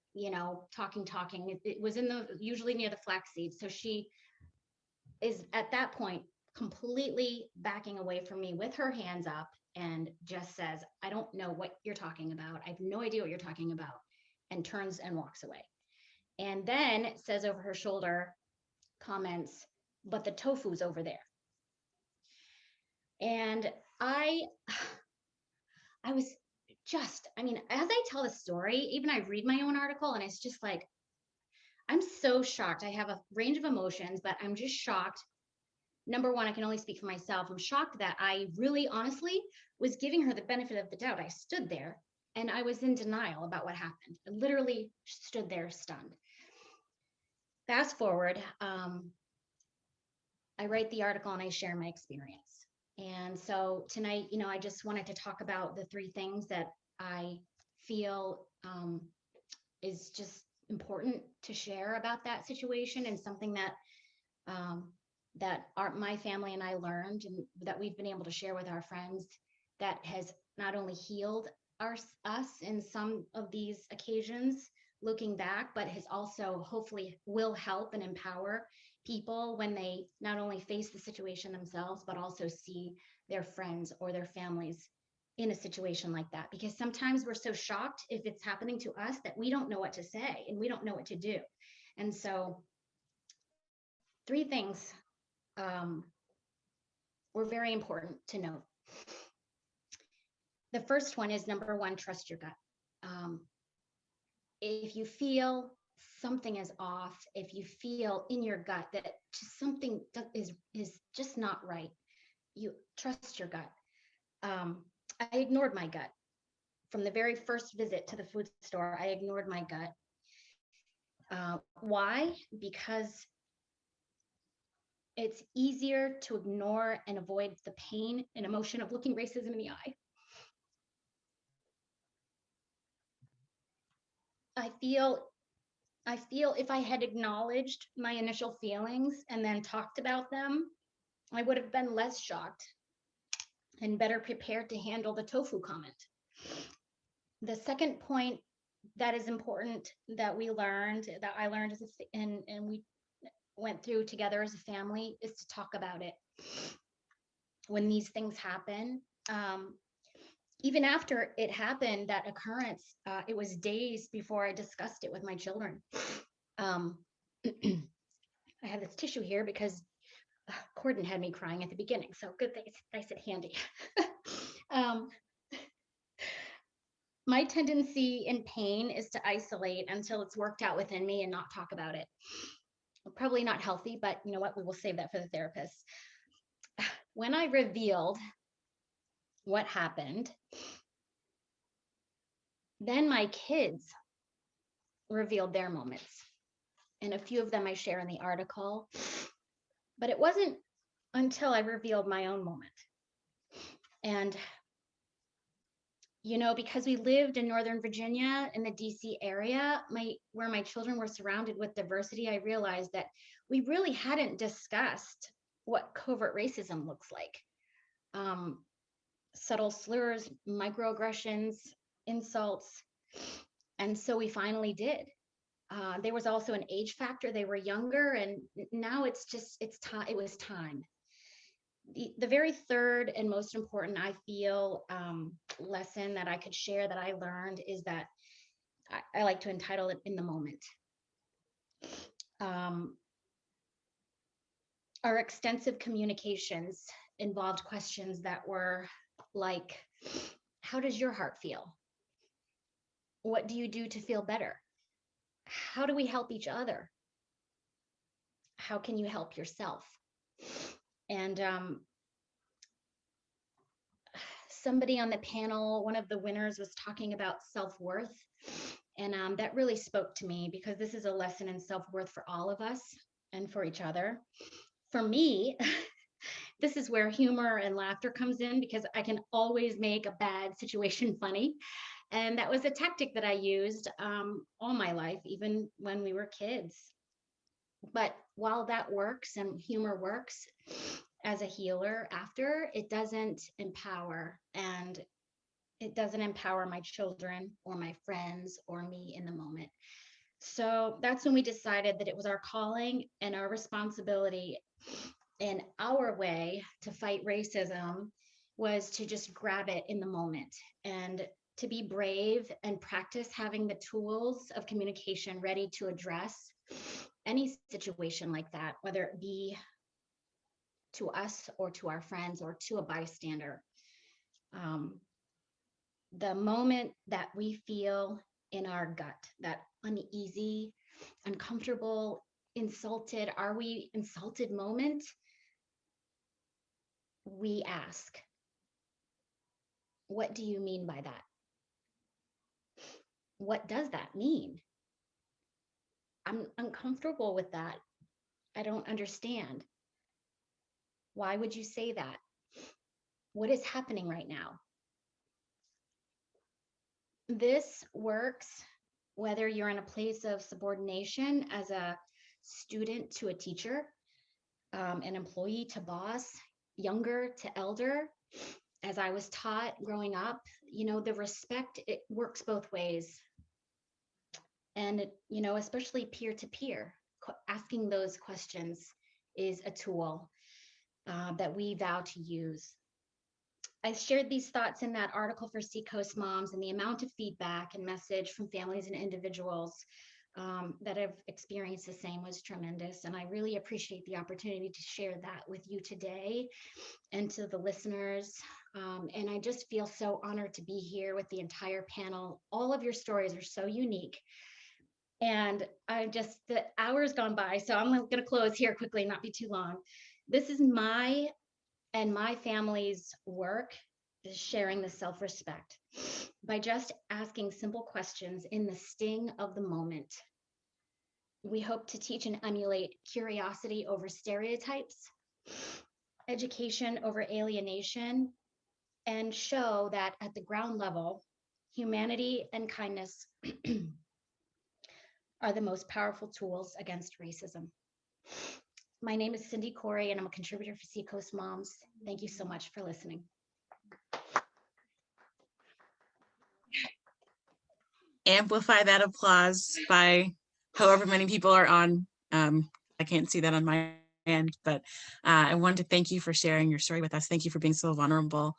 I think it's definitely challenging. You know, what do I say in the moment?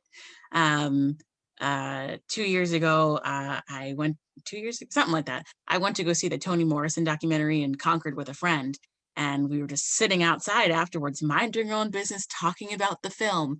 And some white guy across the street yelled at me to go back to Africa.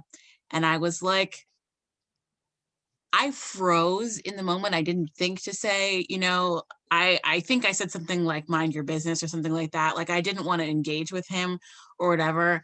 And I think that, you know, being able to confront that in the moment, you know, would have made a huge difference in just the way that I still think about it and still process it, you know, now. I think that, you know, having that conversation with your kids, I remember that my mom having that conversation with my sister and I about like, okay, like we got to talk about this.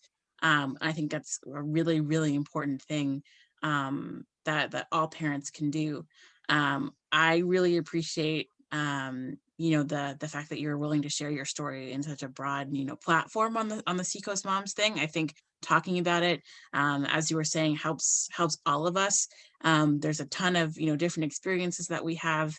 But I think sharing the fact that kind of what Gordon was saying at the beginning, that, you know, with being people of color, we all have something. And we should all be able to relate to each other, I think, way more than we do.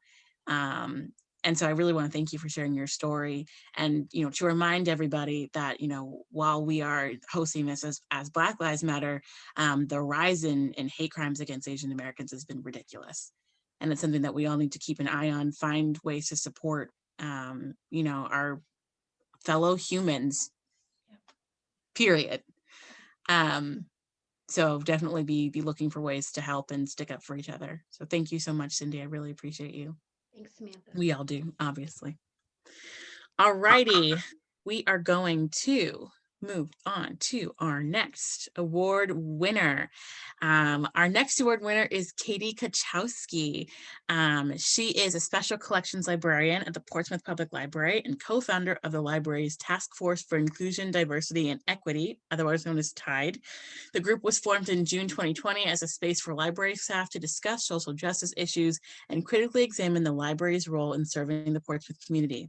Before starting at the library in 2018, Katie was studying wine and working in the food and beverage industry here on the Seacoast while earning a master's degree in library and information science from Simmons College. She was adopted from South Korea and raised in Central Massachusetts. This is just filled with adopted people, and I love it. Okay, Katie, we're going to turn the floor over to you. Great. Thank you so much for that introduction. And thank you to Clifton and Julian and to everyone else at BLM Seacoast for their hard work in setting up this event. It's really amazing. And I want to thank the person who nominated me. And I think tonight's event really just proves that there are so many people who are doing amazing work in this community. So it's really an honor to even be considered for this award. As my intro said, I work in special collections at the Portsmouth Public Library, which is on the homelands of the Abenaki people who have ongoing cultural and spiritual connections to this area. My day is typically spent processing physical and digital collections that relate to Portsmouth's history. And I started my job in 2018. And after having been there for only a very short amount of time, it became so obvious just how pervasive the white colonial history dominates the work that I do. And I recognize that the nature of our archive is very heavily influenced by the nature of the whole city. And I'm sure there are others like those of the Black Heritage Trail or the Indigenous Collaborative Collective of New Hampshire. I'm sure they can tell you that so much of the BIPOC history of the area has been erased. So there's little in our archive because so little still exists. And I wish I could tell you that I'm uncovering the forgotten history of the city and rewriting the history books to include people of color, but I'm not. But what myself and my colleagues are doing is creating a space for others to step in and tell those stories. So we look at our collection and we are really looking at it critically and asking who is missing. And we're trying to find ways to correct or contextualize those gaps as best we can. So like libraries across the country, we pride ourselves on being a democratic institution that serves the whole community, every citizen and every patron who walks through our door. For many of us on the inside though, it's just become so clear that our intentions aren't enough. Libraries are steeped in a history of discrimination, segregation, and exclusion. And while librarians across the profession have been aware of this dichotomy for decades, change has been really slow. That's not to say that my colleagues and I have not been doing the best we can and doing amazing work. My colleagues definitely have been, but it just means that there are deeper structural issues that we need to acknowledge and try to reform. So in June of last year, it just became impossible to ignore any longer. And what really inspired me was seeing so many people, young and old, on every platform, of every race, just so many people who were using their own voices to inspire others and create change. So I thought I would try too. So I met with the library director and we formed a group that we called TIDE, which is the Task Force for Inclusion, Diversity, and Equity. And it started off as a group of staff who just wanted to learn and talk and come to a deeper understanding of our workplace. And we spent weeks and months on people first language, anti-racism concepts, gender and sexual identity, and on and on. We shared stories and experiences, and we parsed out the details of our work. So what could we have done better in certain situations? Is our building really truly accessible to people with disabilities? And how can we be sure our collection is diverse and reflective of all cultures and identities? So we don't have all the answers, of course. We're still meeting and we're still talking, and we hope that our work will spill out into the community as we go. We've made a lot of connections with other local groups, and we created an anti-racism zine that you can grab a copy of at the library, or you can see it on our website. I can put the link in the chat. We're also talking with the city, and we're making a lot of small changes that we hope someday will add up in the end. And of course, as librarians, we're always making book lists. So please check out our website for our curated book lists and for our Read Book Challenge, which ends on March 31st. So I was so impressed when I saw the announcement of the other award winners. All of them have been doing amazing work, some of which we've even talked about in our own TIDE group. So to me, being recognized tonight is a mixed bag of emotions. A lot of the work I'm doing at the library just feels like a natural extension of my job. And honestly, it feels very long overdue. So to be named among this group, though, I am just really grateful and I feel really inspired to do more and take more action. So I just want to, again, thank Black Lives Matter Seacoast and thank the other nominees for all that you do. Thank you. Thank you so much. Oh my gosh. I think so much of what, who I am as a person came out of going to my local library when I was younger and being able to just seep in, various cultures. I got on like a multicultural folklore kick for a while in 6th grade. And like my mom was like, I mean, I don't care if she's reading, but like the librarians were like, sure, like we will help you with whatever you need. And that was amazing for them to be able to do that. And I think, every librarian that I've ever met has just been, incredible in wanting to help. And you've taken it a step further with saying, okay, what are we missing? And forming a group to help explore that is really, really amazing. I think the way that you speak makes it seem, gosh, guys, like, why aren't we doing this? Like, it just makes so much sense. And I think that, the further your message can get, hopefully the more it'll ripple through with other libraries and other just places of learning. Definitely needs to happen more places. So I want to thank you for the amazing work that you're doing. Moving on to our next winner. I think this was the first winner that we had announced. Amaya Moore lives in Elliott, Maine, and she's a freshman at Berwick Academy. She's deeply passionate about social issues and has been taking steps of action through school, social media, and activism. She's the co-leader of Berwick Academy's Diversity Club and is currently working with Maine legislatures and the Department of Education to try to mandate the teaching of African American history in Maine. My God, so much work to be done there. Without further ado, I'm going to introduce Amaya. First of all, thank you so much to Black Lives Matter Seacoast. You guys are tireless, and we appreciate all the work you do on behalf of the Seacoast. I'd also like to personally thank God, my parents, Representative Michelle Meyer, Mr. Michael Bonsucesso, my Uncle Niam, and countless others who have invested in and created opportunities for me. It feels amazing to be part of such an inclusive and diverse event, accepting this award amongst so many incredible recipients. It's an honor to be recognized for your passion, and that is what this means to me, having the opportunity to receive recognition for work I love to do. My effort for equity and justice started a little over a year ago when I realized that my former school's coverage of Black history was non-existent, and my educators were growing to be more offensive as I was one of the few Black girls to pass through their school. I started using my voice. I met with the school's administrator, I tried re-educating the teachers, and I wrote to the history books publishers about the whitewashing of African American history. And then I switched schools. I teamed up with my local state representative and we started working to mandate the teaching of African American history and give unconscious bias training to all Maine educators. I also met with the Maine Department of Education, high schoolers from across Maine, our local public schools Civil Rights Committee, and Representative Rachel Talbot Ross, who is sponsoring the bill, which will be proposed this year. I'm fortunate to now attend a school that cares about diversity. However, I understand that not all students have that same privilege. That is why I'm passionate about working with legislators and the Department of Education to ensure that all Maine students have access to a diverse curriculum and trained teachers.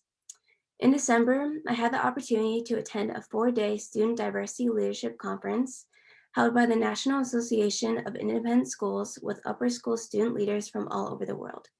During this event, I was exposed to so many different cultures and perspectives, and it was refreshing to be surrounded by people of color.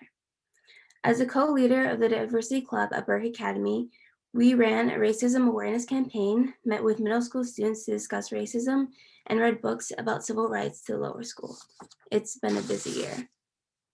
But out of all the things I just mentioned, the most life-changing event for me was in June, where I had the opportunity to speak at a New Hampshire protest in front of thousands of people in the wake of the murder of George Floyd. The week prior, I attended a Dover, New Hampshire vigil where I heard the voices of high schoolers speak passionately about the murders of Black people in America. That night, as my dad and I were driving home, I told him that's what I want to do. And then a couple weeks later, I did. Come to find out, that group of high schoolers is being recognized tonight. So thank you to Project Dream for inspiring me. So I urge everybody here to persevere in this work because you never know who or what you could be inspiring. Thank you. Thanks so much, Amaya. A couple of things came out of what you said just now. One, if you are more than a young adult, or even if you are a young adult and you have, panels that you're hosting and things that you're doing for the love of everything good in this world, see if there's high schoolers or middle schoolers who are interested in it. When I was on the Legislative Youth Advisory Council, that was one of the amazing things. You know, we got to, you know, help write bills and things like that. New Hampshire has that, you know, it's just an amazing thing. But other states definitely could benefit from that. And being able to put, you know, young people, Amaya, good for you for stepping up and speaking with your state representative, you know, in touch with state representatives. Like, if you can make a connection, that's an amazing thing. I think that the work you're doing is incredible, Amaya. To be able to say, like, hey, this is an issue that's, you know, that's been here for a while, and I'm going to take it upon my very young shoulders and run with it is huge. And then what you said about being inspired by something, I went to the Black Lives Matter Manchester protest, and then a week later saw a Facebook post about them starting a Nashua thing. And I was like, okay, well, I guess I'll do that, since Manchester seems like they're pretty set. And that's how I ended up there. It is all really cyclical. We definitely build off of each other. And so events like this and building a network is a huge thing, but there are so many more Amayas that haven't been discovered yet because they just don't have the right connections, or, you know, they don't feel like they have a place where they can, you know, reach out and connect. So if we're going to have more young people stepping up, there have to be spaces available for them. So that's definitely a little challenge I want to issue to everyone. So thank you, Amaya, again, so much for all the work that you're doing. Really, really amazing. And we're so glad we got to honor you. Our next winner, I did the thing where I scrolled too far again.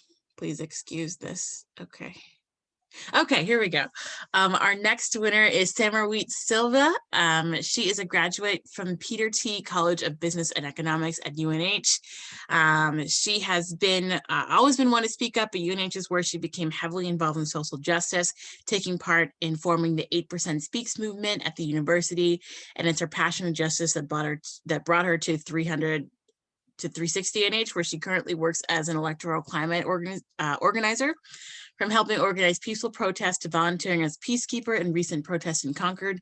Thank you, we needed that. To speaking to the youth, she's always trying to bring attention to critical issues, and she's doing a lot of work regarding the different, well, not the different, but the recent genocides that have been going on. So she's going to talk a lot about what she's been doing, and we're really excited to honor her tonight. Awesome, thank you so much. Hi, everyone. Thank you, BLM Seacoast. I'm truly honored to accept this award.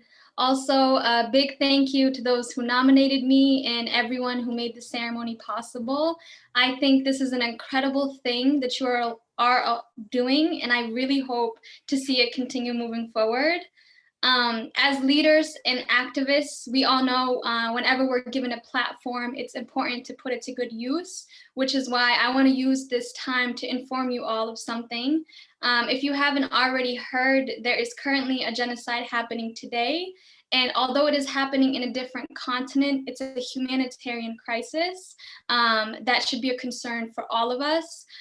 It's a lot to digest. So before I give a quick summary, I want to give everyone a few seconds to take some deep breaths.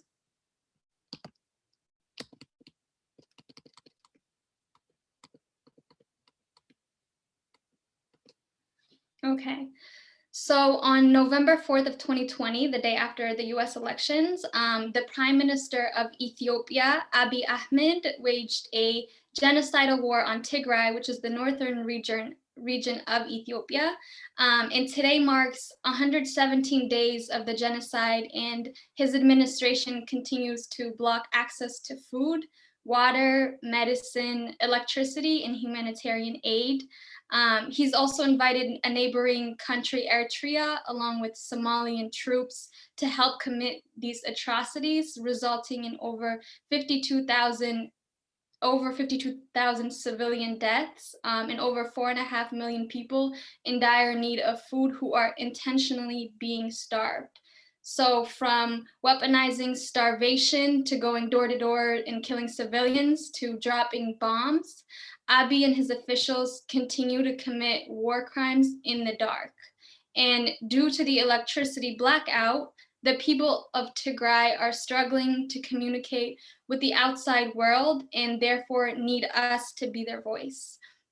And this hits home for a lot of the diasporas, including myself, as my mother and my 3 younger siblings, along with other family members, are among those people who are experiencing these atrocities. But regardless of whether it's your family or not, we as humans are responsible in saying no to genocide. And we all know if this was happening in a European country, the rest of the world would take immediate action. So I'm challenging everyone who is listening in to read about the Tigray genocide and tell 5 other people about what is happening, and then challenge them to do the same thing. I know this was a really heavy, but also very necessary. So thank you all for listening. Please feel free to text, call me, email me with questions. You can find me on Facebook, Samrawit Naguse Silva. And again, I really want to thank BLM Seacoast, not only for giving me this award, but also the support they've provided me regarding this humanitarian crisis. And lastly, like William Gladstone said, justice delayed is justice denied. And keeping that in mind, I want to thank you all in advance for doing the right thing and bringing immediate justice for the people of Tigray. Thank you all. Just one quick question. Other than, talking about it and sharing it, what else can we do to help? As leaders, we should make the people who we're leading aware of this so we can, spread further and go faster. So what else can we do? If there's resources you can put us to or put them in the chat, obviously we need to do some work ourselves. But is there anything else we can do other than just sharing it at this moment? Yes, thank you for asking that.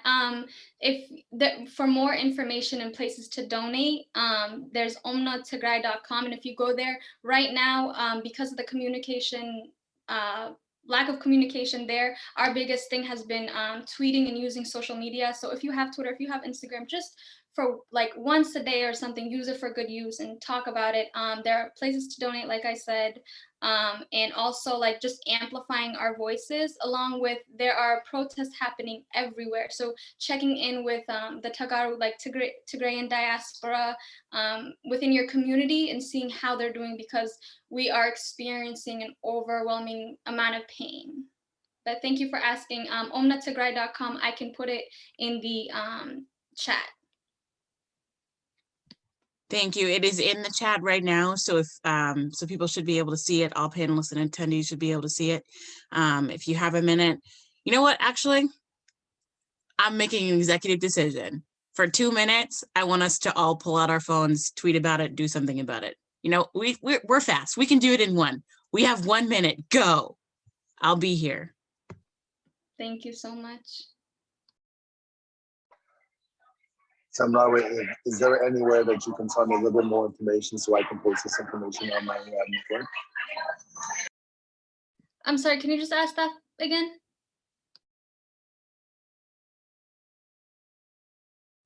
I think he asked if there's more information you can maybe say about it before he posted on his platform. I think the first thing, if you wanted to do like a quick thing, would be like, there is a genocide happening today in Tigray. And then you can even say, go to omnatigray.org to get more information. I mean, I could honestly take the whole entire day explaining to it, but I'll also put in the group message my email, and that way I will have FaceTime, phone call, whatever you need to like discuss and give you more information. Thank you for asking.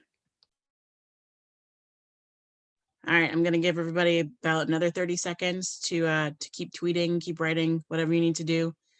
And let's keep it up.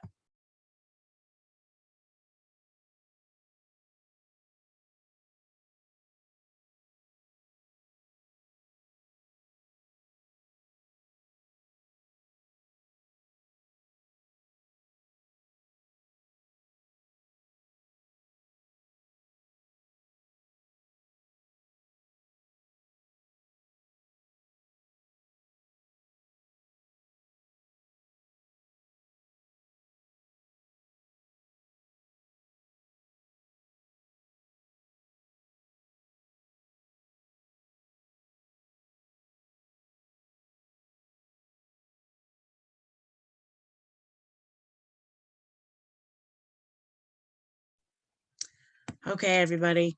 Thank you so much for, raising our awareness. This is something that I had heard about, but I definitely did not know the best way to help. So, I hadn't seen that website. I did not know that there was a blackout happening. So thank you for, bringing all that information to our attention and for the work that you're doing. That website has been put in the chat. So, I just tweeted about it. There's several hashtags about it on Twitter already. So be sure to use those so it can spread further and faster. Our last award of the night is going to Trayvon Bryant. He was born and raised in St. Augustine, Florida, where he attended Pedro Menendez High School. He's a high caliber athlete, receiving 6 football scholarships to play Division I football. He committed to UNH, where he set records in being named the strongest athlete pound for pound in the UNH's athletic history. He became a first 2-time team captain, and he had dreams of playing in the pros when he suffered a traumatic knee injury, tearing his ACL, MCL. Oh my God, it keeps going. Both medial and lateral meniscus and patellar tendon all in one snap. Good God, that's a lot. He missed out on his senior year and was given a medical red shirt, where he was able to take a year of recovery to come back for a 5th year to complete his eligibility as a Division I athlete. During that time, he started a 2-year master's degree program in adolescent development and completed his undergrad in human development and family studies.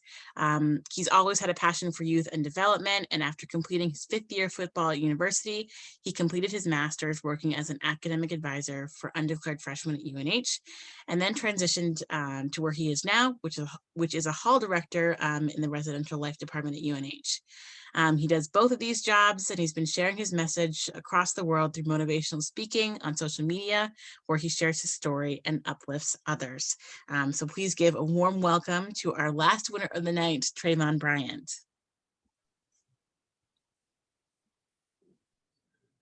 All right, thank you so much. I really appreciate it. First off, I just want to give God thanks for this opportunity. This is amazing. And then I just want to say thank you to BLM Seacoast and to the person or people who nominated me. So first off, I just want to say that, the week that I received this email, I was very overwhelmed while I was at work. And when I received this email, it was kind of upliftment. It was kind of a reassurance from God. And so I was in a low state where I felt like I was dealing with a lot. And I began to think about the word leadership and what it means to me. And when I think about leadership, I think about the tough times that we go through in life. And for me, as you heard in my bio, it was tearing my ACL. So my biggest dream was to make it to the pros, was to, become a star athlete and to be able to provide for my family financially and to change the pattern of how things went growing up. And so one thing that I realized is that, through your biggest struggles, you can find your biggest blessings. And I didn't realize that until I encountered that situation. And so as I sit here today as a leader amongst many leaders on this call, I just want to say, for all of us who are dealing with situations or who have been through things in life, a leader's ability to lead is based on what he or she is willing to give and not get. And so through my transition, through my pain, through all the depression, the anxiety, every single thing that I experienced, God was telling me, what are you willing to push through? What are you willing to give? What are you willing to get while in this position of leadership? Even when you're experiencing your own trials and tribulations, there are people who are depending on you. When you're dealing with your own problems and you have a family member or a family that's looking towards you, can you continue to keep pushing through? Can you continue to keep striving through, right? And I think a lot of us don't realize the capacity or the motivation, the amount of strength that we have within inside us in order to sustain these trials and tribulations and make it through and continue to keep going. And so one thing that I realized that, as my injury happened and I realized that not making it to the NFL was actually happening, right? I felt like everything was ripped from me. I felt like everything that I worked for in life had went down the drain. And I said, God, why? And he said, why not you? I built you to be strong. I put you in this situation for a reason, because there are a lot of people who have fallen down this path who were not strong enough or who gave in to the pressure of life. But I want you to change it. I want you to take on this deed to be a leader in your community and to uplift others within the community that's not your origin, but also the community of where you come from. And so I stand here today to encourage all of y'all as leaders to continue to keep thinking about what are you willing to give? And can you continue to keep pushing as a leader, right, while going through your own situation?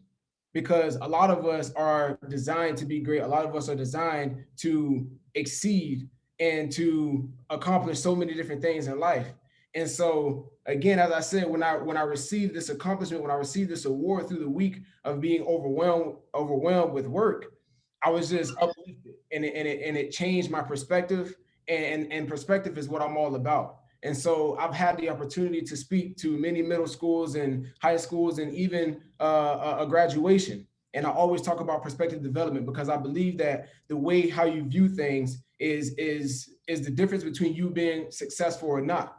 And so continuing to keep, learning from your own life situations. And all of us have just shared our own life situations. So continue to keep assessing it, right? Realize your feelings, your thoughts, your emotions, and process it and develop it and develop a perspective that you can share with the ones that are coming after you. And I believe that all of us are in this leadership position because there's a meaning behind it. And there's somebody who's attached to us, who's watching us, who are depending on us to continue to keep going. And so lastly, as I would like to say is, there's a bigger picture. Every single thing that you experience, sometimes the things that we experience in life is not even about us. It's about the people who are coming after us. It's about the betterment and the development of others. As you can see, why I received my master's degree in adolescent development, because I believe that is the most important part in my life that I needed in order to grow to be the man that I am today. And so I just hope that you all can just see the bigger picture and continue to be the great leaders that you are. Again, thank you so much for everybody who believed in me and supported me. And I just want to continue to keep striving and to continue to keep being, a leader within this community, Seacoast community, and the community back home where I'm from. Thank you so much.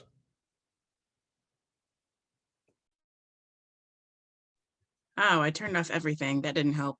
Okay, I'm back. Thank you so much, Trayvon.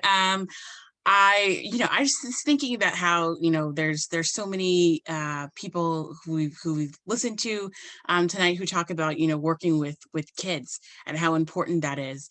The other day, I was talking to a friend and he was like, oh, there's only like 2 Black therapists in New Hampshire. And I said, what? And he said, yeah, there's about 2 licensed Black therapists in New Hampshire. And I was like, think about, how much, what that means, there's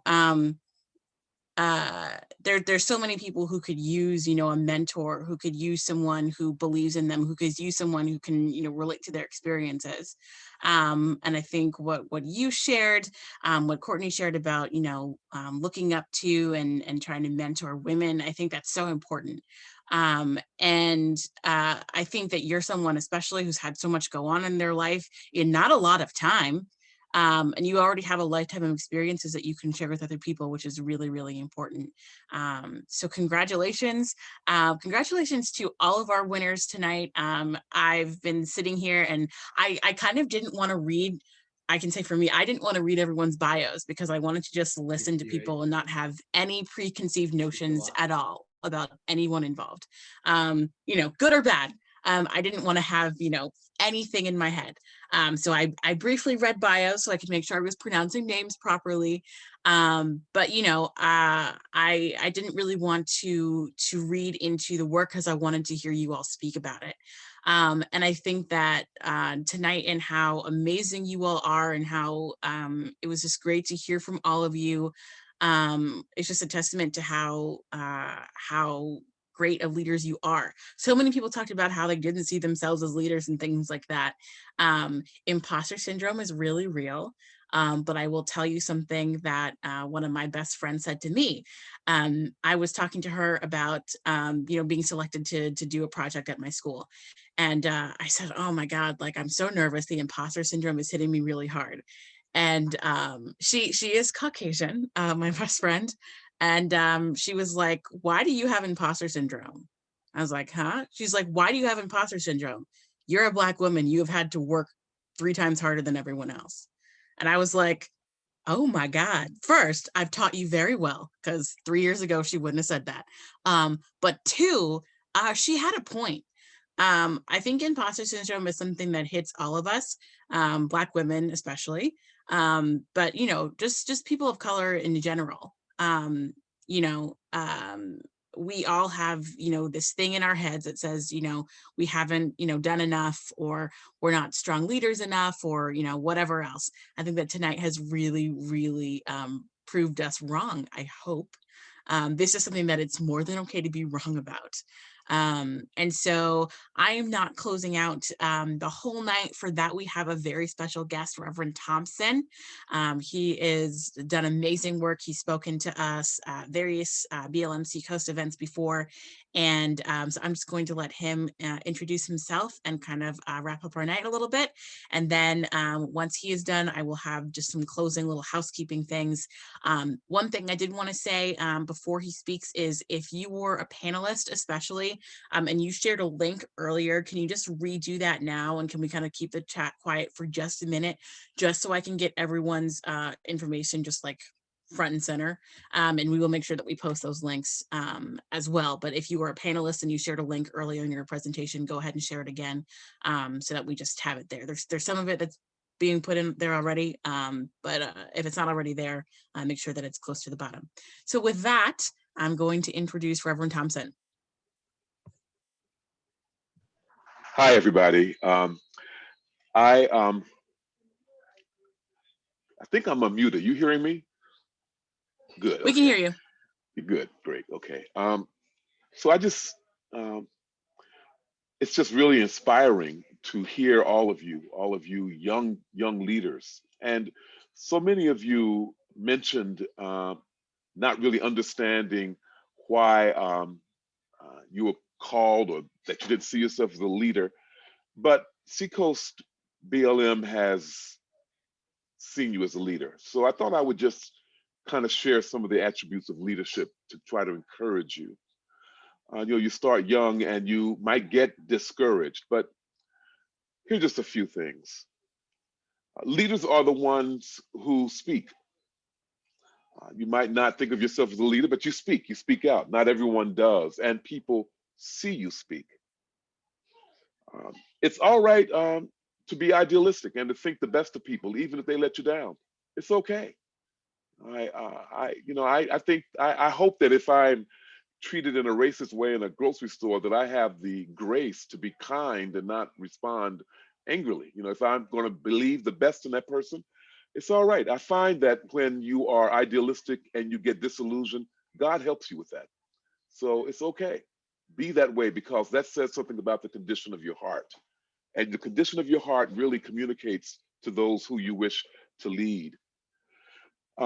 Don't be invisible. If you're a Black person, especially, and if you're a Black female, especially, you will be accused of being loud, and you will be accused of being inconvenient. Be loud, be inconvenient. Their problem with the volume of your voice is not your problem. So just be loud, be out there. The truth is that lots of times people don't want to hear what you have to say anyway. So you may as well be loud.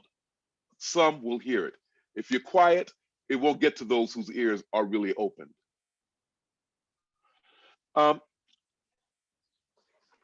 You work in an organization, you're not going to be liked. They probably will not like you. If you need to be liked, do it someplace else. Don't do it with the organization you're trying to serve, because you have to do hard things there, and they're not going to like you. You have to keep the purposes of the organization in the forefront, and that will help you. You will always be a teacher, especially in New Hampshire. You're going to always be teaching. It's not fair. Students should not have to teach faculty about what it is to be Black or Asian or Hispanic or Native in America. That should not be your work. But lots of us still have to bring these subjects up, and then we are looked to be the source of all wisdom. Don't fall in that trap. Tell that person who is asking you what you should do. You say to them, this is what I'm going to do. Go find out for yourself, and tell them that. Do your work. Learn how to teach someone who looks like me. That's what you should do. I'm telling you what you're doing is not enough. You need to do more. I don't have time to teach you. I've got to do my work, but you're not doing a good enough job with me. How about that stance? Yeah, that's a little better. That's a stance of strength and it says, I'm worth all of this.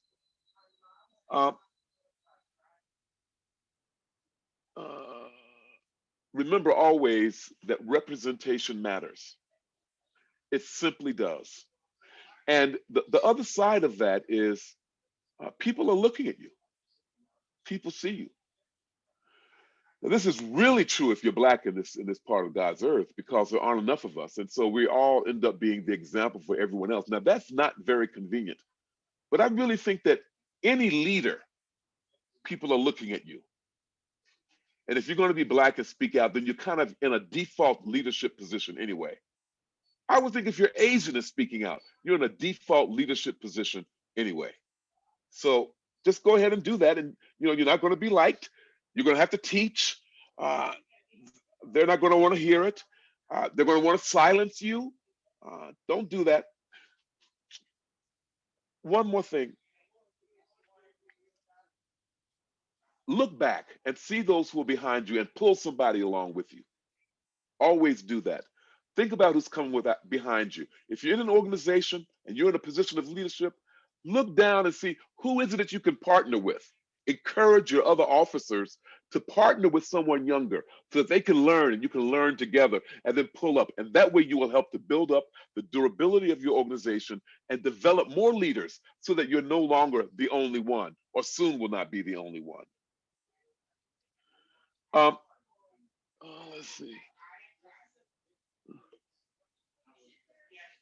Always, always, always try to improve. Seek out and receive criticism. Be hard on yourself. Don't make it an illness. I mean, you don't have to beat yourself in the head all the time. But what I mean is have high expectations. You will hear every speech you ever give. No one else will. I don't care how much she loves you, how much he loves you. He's not going to hear every speech. She's not going to hear, only you.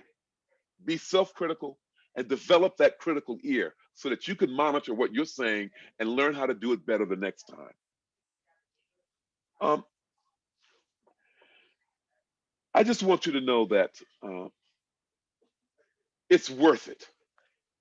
It really is worth it to go out and to do the best you can and to try to represent. It's worth it to put your neck out there and speak it, even if it might make you feel a little uncomfortable. It's worth it. It really is worth it. The final thing I want to say to you is cultivate resilience. Persevere. Don't give up. Just don't give up. Just don't give up. You got that? Don't give up. Don't give up. Don't give up. Don't give up. Persevere. Keep pushing. Keep pushing. Keep pushing. We need you to keep pushing. Okay, that's it. Thank you. Thank you for inviting me to be a part of this very much. Thank you. Is your church in New Hampshire? Thank you. I'm retired, as I said. I'm retired, so I don't have a church right now. So I might be opening one. I'm starting one. I'll let you all know. You'll all hear about it. Yeah, please do, because there are multiple questions from myself included. All right. I want to thank you, Reverend Thompson. Especially for repeating "Don't give up" as many times as you did. I was smiling because it was humorous, but then I was also saying it's accurate, and sometimes we just need one more time to hear it one more time. I want to thank you for closing us out so remarkably, so simply, and why is my hair okay? So simply, and just for being so open with us. I think that message of pulling up people behind us is really amazing. I've been harping a lot on people who've been working with youth, but really all of our leaders tonight are doing a great job of pulling other people along with them. So I'm just going to go through a couple of quick things to wrap up, a couple of things from BLM Seacoast that we want to just mention real quick. First is the No Racist Granite State Pledge. I think Clifton said he was going to put a link to that in the chat. That is a pledge that we've asked all state representatives, senators, Sununu, to sign. And that's basically just a pledge that they first say that systemic racism is a thing, which, you know, is surprisingly difficult for some folks to admit to. And then what they are going to personally do to combat that in what they do. So we have a petition going around. We have a way for you to reach out to your own state representative and make sure that they sign it and hold them accountable either way. So definitely keep an eye out from that. That was set up by New Hampshire Youth Movement, which is a great organization. And they are great. Definitely keep them as kind of a great ally organization. We also have a link that Clifton will be posting. This is creating a monument to Wentworth Cheswell in Newmarket. There's all sorts of information about that, but he was an amazing person who was in the Wentworth area. And yeah, oh, Julian would like the panelists to be on a lookout for your plaques. Just making sure everyone saw that, because they are coming. Also, donate to Black Lives Matter Seacoast, Black Lives Matter Manchester, and Nashua. Donation links will be posted in the chat as well. Thank you, Clifton. You know, the work that we're all doing as chapters, you know, help each other. And there really is, you know, as much work as there is to be done on the Seacoast, there's also a lot to do with Nashua and Manchester, and it's all very, very different work. If you're not already following the other chapters, please do that.